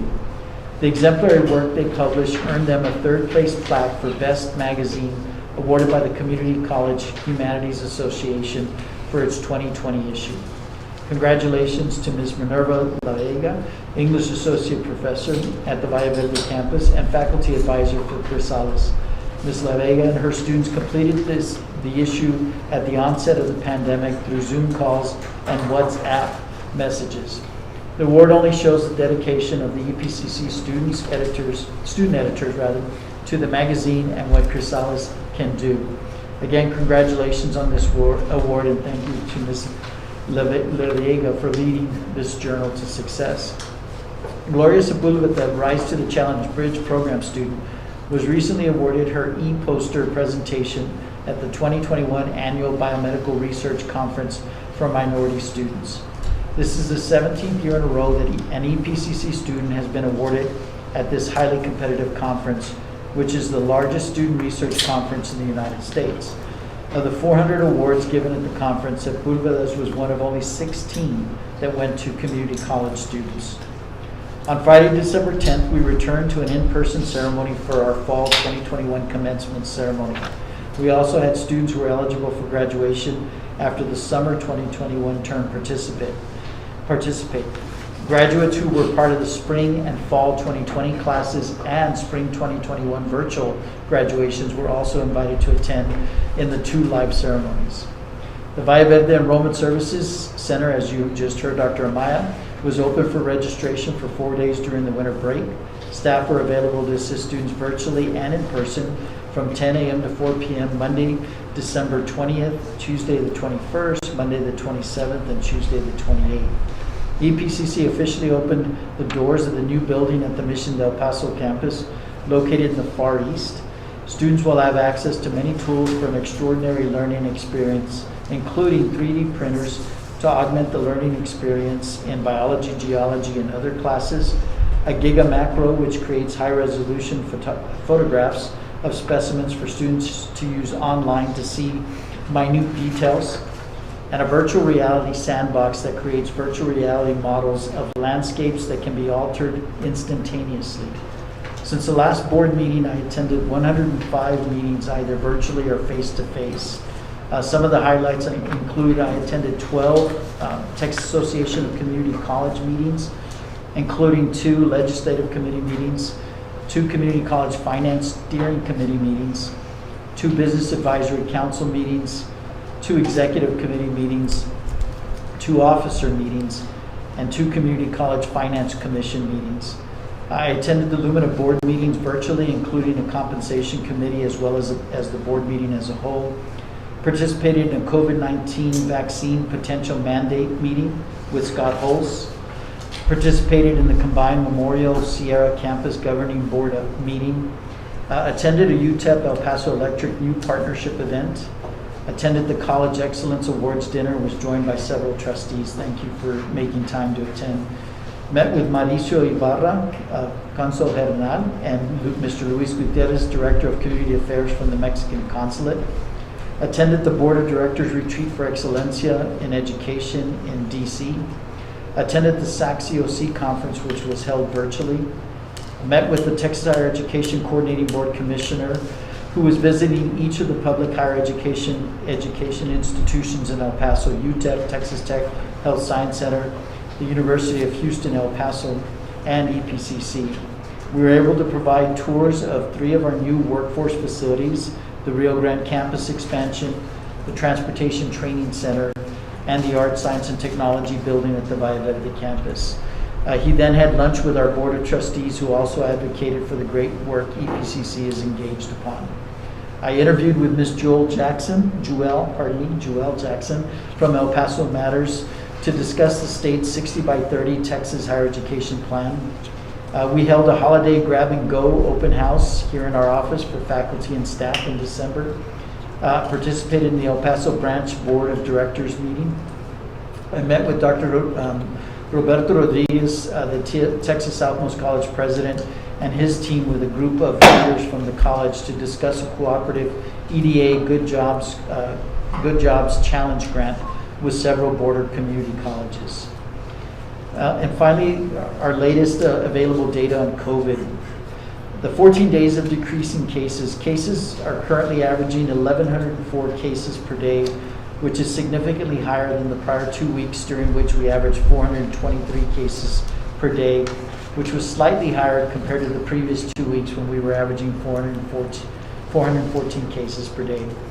The number of daily cases are significantly above the 212 cases limit per day for a community our size. The rolling 7-day average has been a concern as it continues to be above the recommended 5%, and today was 22.67%. Unfortunately, the rolling 7-day average has been above the 5% level since September 21st of 21. The cumulative positivity rate stands at 10.39% today and surpassed the 10% marker 5 days ago. The infection rate continues to rise, and we've only seen 3 days in the last 6 weeks register below the daily total of 212 cases.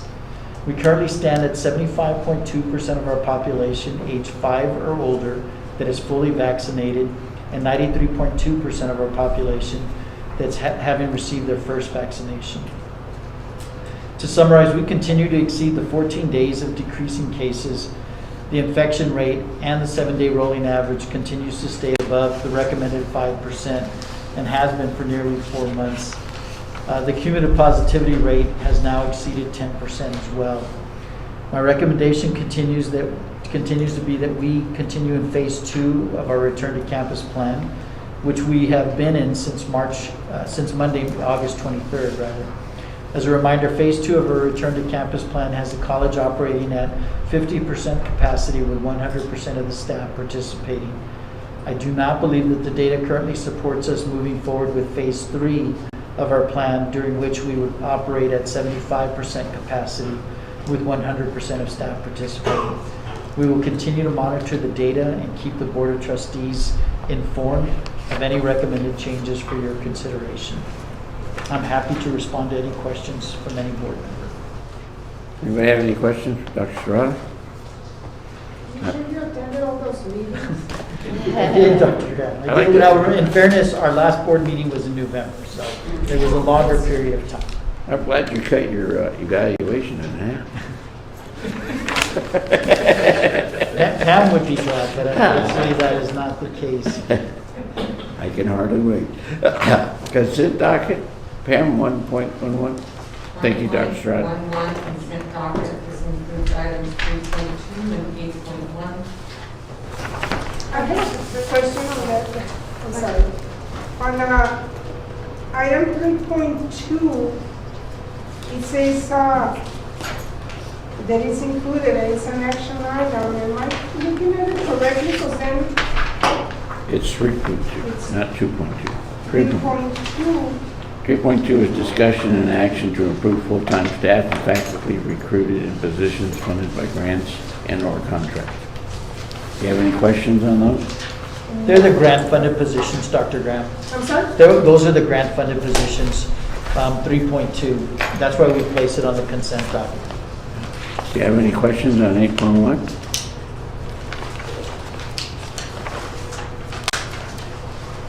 No. Discussion and action on the approval to accept a piece of equipment donated by Los Homes Hospitals for use in the respiratory care technology program at Rio Grande campus.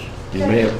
Just real quick, we were calling the consent items, which I guess is 3.2 and 8.1. I need a motion. Is there a second? And then do we need to take a roll or no? No, I'm just reading them so we can get a motion. Anybody want a motion for that? Oh, I'm confused. Which one did you just read there? I'm sorry. Okay, down at the bottom of page 3, consent docket, there's an action item. I need a motion to pass 3.2 and 8.1. Yeah, I made a motion. Okay, who seconded? Second. Okay. Any other discussion? No. Call a question, Pam. Get the show on the road.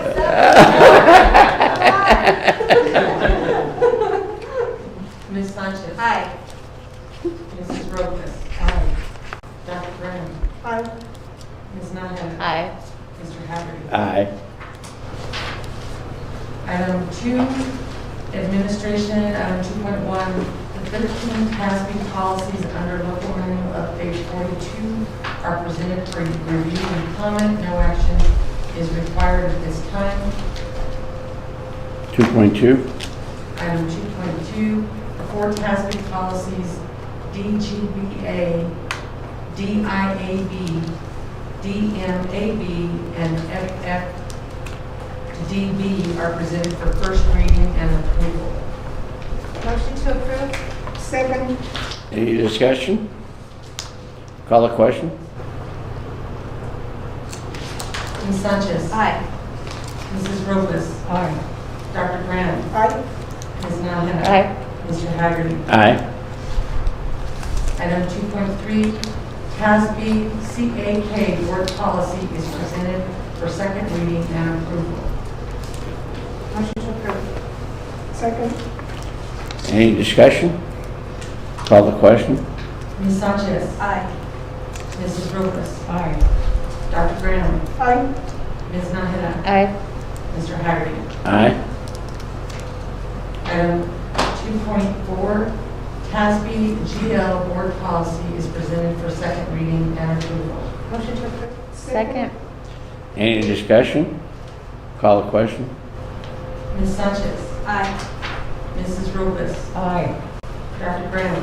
Aye. Ms. Nahara. Aye. Mr. Hagerty. Aye.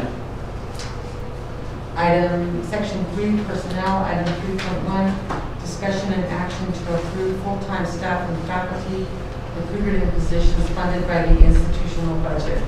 Motion to approve? Second. Any discussion? Call the question? Ms. Sanchez. Aye. Mrs. Robles. Aye. Dr. Graham. Aye. Ms. Nahara. Aye. Mr. Hagerty. Aye. Item 3.3, information items, no action is required. Section 4, financial services. Item 4.1, discussion and action on the approval to purchase a Comm Vault system hardware upgrade and maintenance solution for increased data recovery from SHI Government Solutions in the amount of $255,069. Motion to approve? Second. Any discussion? I have a question. Is this part of the monies we're spending to make sure that our system doesn't get hacked? Yes, sir. It's to provide data recovery, and also because of the pandemic, we've had to increase email storage, and we're also using a lot of applications for online remote work. So it's Okay. both providing security and also backup and storage. All right. Any other questions? Call the question. Ms. Sanchez. Aye. Mrs. Robles. Aye. Dr. Graham. Aye. Ms. Nahara. Aye. Mr. Haggerty. Aye. Item 4.2, discussion and action on the approval of a three-year software maintenance and support contract with Ad Astra Information Systems LLC in an amount not to exceed $194,646. Motion to approve. 4.2 and 4.3. Second. Read 4.3, Pam. Item 4.3, discussion and action on the approval of a one-year banner technical advisory services and technology support contract with Illusion Company LP in an amount not to exceed $141,240. Any question?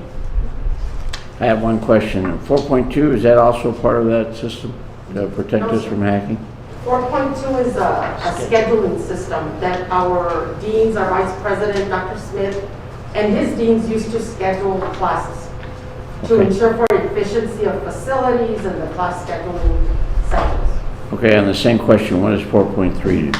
4.3, we're purchasing services from our ERP Lucian banner, so it's to provide us some support. So this is one of those where you can come in and buy a part of it and put it in from that It's not banner? hardware, this is services. Yeah, I know, but we've been doing banner for a long, long time, Exactly. so you can buy parts. Correct, add-ons. All right, any other discussion? Call the question? Ms. Sanchez. Aye. Mrs. Robles. Aye. Dr. Graham. Aye. Ms. Nahara. Aye. Mr. Haggerty. Aye. Section 5, physical facilities, there are none. Section 6, curriculum and instruction. Item 6.1, discussion and action on the approval of the expansion of dual credit faculty for college and career readiness school models. CCRSM memorandum of understanding between EPCC, UTEP, and YISD. Motion to approve 6.1 and 6.2. Second. Go ahead and read 6.2. Yes, sir, just one moment. Item 6.2, discussion and action on the approval of the expansion of dual credit faculty for college and career readiness school models, CCRSM memorandum of understanding between EPCC, UTEP, and ISD. Any discussion? I have a question.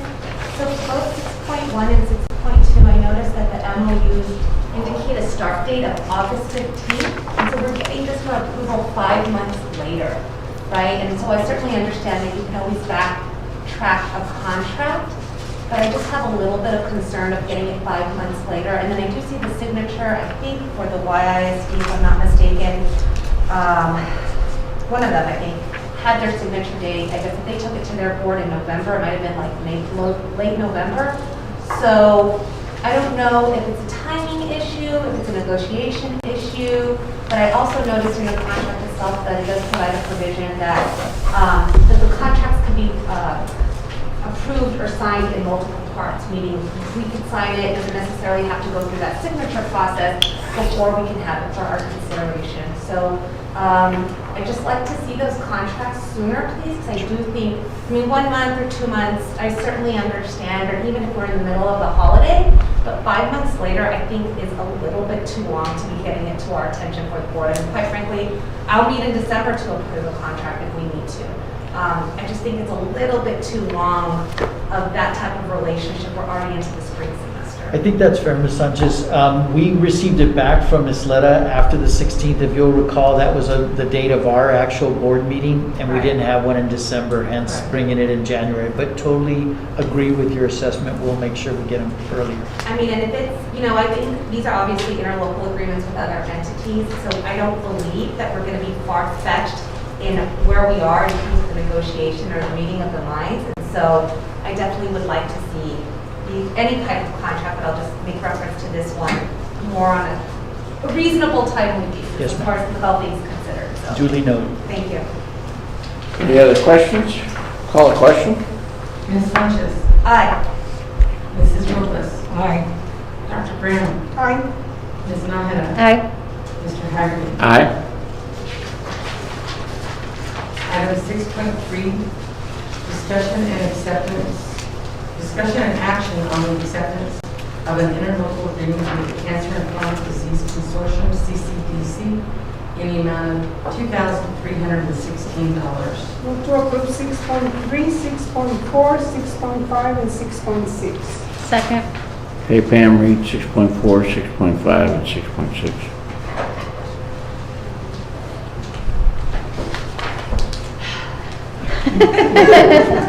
Let me get my breath here. Item 6.4, discussion and action on the acceptance of the Texas Higher Education Coordinating Board, THECB, Texas Reskilling and Upskilling for Education, True Institutional Capacity Grant in the amount of $366,943. Item 6.5, discussion and action on the approval of a sub-grant from the University of Texas at El Paso under the Department of Education's Hispanic Serving Institutions for STEM and Articulation Program in the amount of $350,000 per year for 5 years. And item 6.6, discussion and action on the acceptance of a grant from the Molina Foundation in the amount of $20,000. Okay, we had a motion and a second. We have any discussion on those items? Okay, before we take the vote, Mr. Smith, tell the people who are ever writing these grants that we appreciate it. It's about $750,000 worth of grant money coming in. Certainly will. I don't know who's responsible for that, but tell them to keep We've it got up. any number of folks that are responsible for that, and thank you for the opportunity, Chair Hagerty. So part of this is our Student Technology Services area. So we partner with local businesses, and there was a lot of discussion earlier about partnering with local businesses. We do take that very seriously. And so this is one entity, one small example. And the reason you're seeing this one and not a bunch of other ones necessarily is because the board likes to see all of the interlocal agreements. And so this is one of those, even though the dollar amount is relatively small. The True Grant is something that's been in the works for a very long time. The coordinating board has been spearheading. And so the programs that are going to be involved in that are personal care technicians, our EMT program, medical office assistants, EKG techs, phlebotomy nursing assistants, and IT health certificates. So you can see that there's a real focus on health programs. And so as you can imagine, Dean Hajar, who manages most of our health programs, ran point on that and did things to all of the grant area as well. The STEM Fuerte grant, the partnership with UTEP, that's spearheaded by Dr. Amaya's old division, which is now led by Dean House and Bruce. And congratulations to her and her team for that. And the Molina grant is focused on our libraries. So congratulations to Dr. Mitchell and her team for the $20,000 grant for those books. Tell them that we expect this to happen every month. We will absolutely do it. If there aren't any more questions, call the question, Pam. Ms. Sanchez, Aye. Mrs. Robles, Aye. Dr. Brown, Aye. Ms. Nájera, Aye. Mr. Hagerty. Aye. Section 7, Student Services, item 7.1, discussion and action on the approval to partner with Gdcu to establish an on-site financial institution branch at the Vibrant Campus Student Services Center. Move to approve. Second. I have a question. Why can't we do it at all of our campus? Is this ATM? And what is this? No, sir, it's a branch. So they have virtual tellers. It's a mini branch. So you can go out and apply for a loan, and everything you can do at a GEC. GDC? I don't want to speak out of turn, I don't know. I think that's part of the services, but it's primarily they go there and meet with the teller virtually. Okay. Is there a plan to put one on campus? No, sir. I think we already have some, We do. This is, if you'll recall, this was probably right before the pandemic that we went to the Valle Verde campus into that particular area. GECU invested and renovated an office space and made it their essential center there, Judge. We very much look forward to them expanding. It really becomes a number of students that are on that respective campus. In the pandemic, obviously, we reduced at one point to nearly about 8% of our courses that were face-to-face. Now that we're at about 50, we're probably about 55% of our courses currently being offered in some face-to-face manner. So right now, the Valle Verde campus makes sense for them. As enrollment continues to grow, we will continue to work with GECU to expand those services to other sites. Do we have ATMs from We all have- over the campuses? We have ATMs on all of our campuses, not necessarily through GECU. No, it's not through Correct. GCU. Yes, Speedy Bucks, That's right. the company of Speedy Bucks, yes. I mean, we have like 16 credit unions. I think we should put it out there. So competition doesn't hurt anything, put an ATM in. When that, I'll remind the chair and the board that it was actually rather difficult to keep the ATM services that we had because we didn't have as many students on campus and therefore they were not being utilized. We essentially, this board approved the authorization to continue with that agreement, extended it for Speedy Bucks. But I certainly agree, Judge, as we start to come back from the pandemic, as enrollment continues to build, we will definitely look to those services.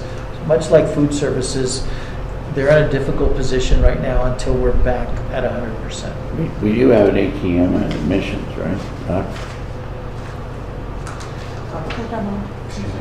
We have an ATM at admissions? In admissions? Yeah, when a kid comes in to pay No, for we his have bill, it, we should have an ATM there so he can go over and get his. We have one close. We have one close. It's close. In the, student Just a suggestion. I mean, it's, make it easy for him to get the money. Any other discussion? Call a question? Ms. Sanchez. Aye. Mrs. Rhodes. Aye. Dr. Graham. right? Ms. Nahara. Aye. Mr. Hagerty. Aye. 8.1 was, That is the last of our items. Would you care to go into executive session? gonna go into executive session. You gotta read that whole paragraph. Well, you're gonna be hoarse tonight here. Ken. All this reading, you're gonna be hoarse. It was consent. The Board of Trustees may conduct an executive or closed session pursuant to Chapter 551 of the Texas Government Code for one or more of the following reasons. Consultation with his attorney to seek or receive legal advice, or consultation regarding pending or contemplated litigation, or any purpose authorized by law. Discussion about the value or transfer of real property. Discussion about a prescription gift or donation. Consideration of specific personnel matters. Discussion about security, personnel requests, or discussion of certain economic development matters. The board may also announce that it will go into executive session on any item listed on this agenda if the subject matter is permitted for a closed session by provisions of Chapter 551 of the Texas Government Code. Any vote regarding these items shall be taken in open session. Time is 7:42, and the board will now go into executive session.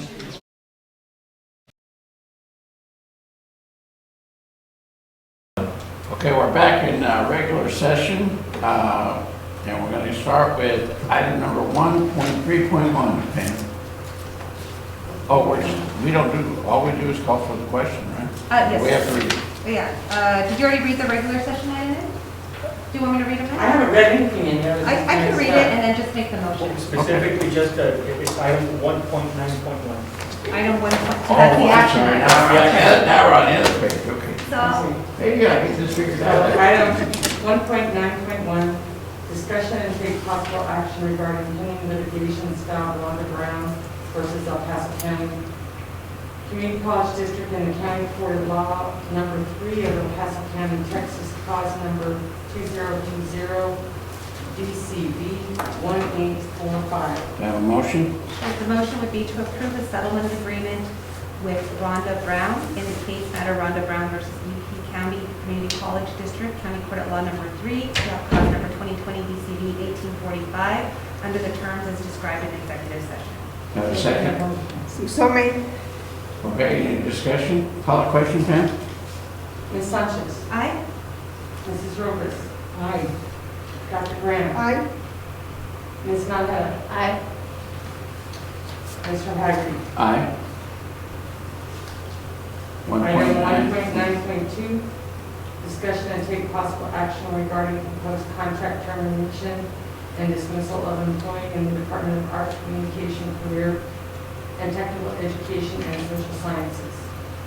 The motion is in accordance with Board Policy DMAA, legal and local, to propose the termination of the employment contract of Patricia Baez, Senior Administrative Assistant in the Division of Arts, Communications, CTE, and Social Services for reasons constituting good cause. I further move that the college president be authorized to give written notice to the named employee of such proposed action when the reasons constituting good cause and her right to request a hearing to show any error that may exist in the board's proposed action.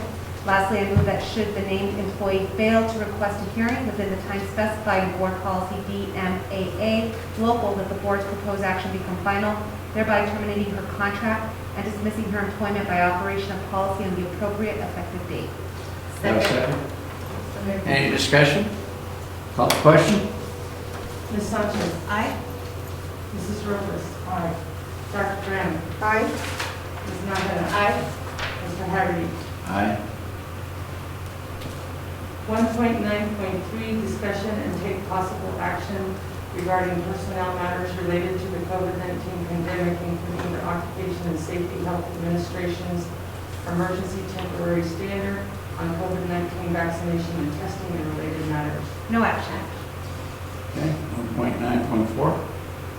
Item 1.9.4, discussion and action to approve option year and years for legal services agreement between the college and Scott Pulse PC. I move to enter into a renewal agreement for professional legal services with Scott Pulse for an additional 2-year period that would extend to February 25th, 2024. Second. Any discussion? Call the question? Ms. Sanchez. Aye. Mrs. Robles. Aye. Dr. Graham. Aye. Ms. Nahara. Aye. Mr. Hagerty. Aye.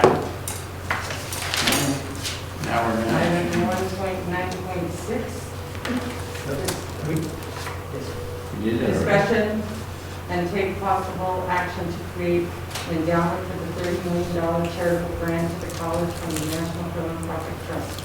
No action. Okay, I think that's it. Our next board meeting will be February the 23rd, 4 o'clock for finance and construction, and then 5 o'clock for the board meeting. Need a motion for your... Everybody in favor? Aye. Aye. Any opposed? You guys can go home now.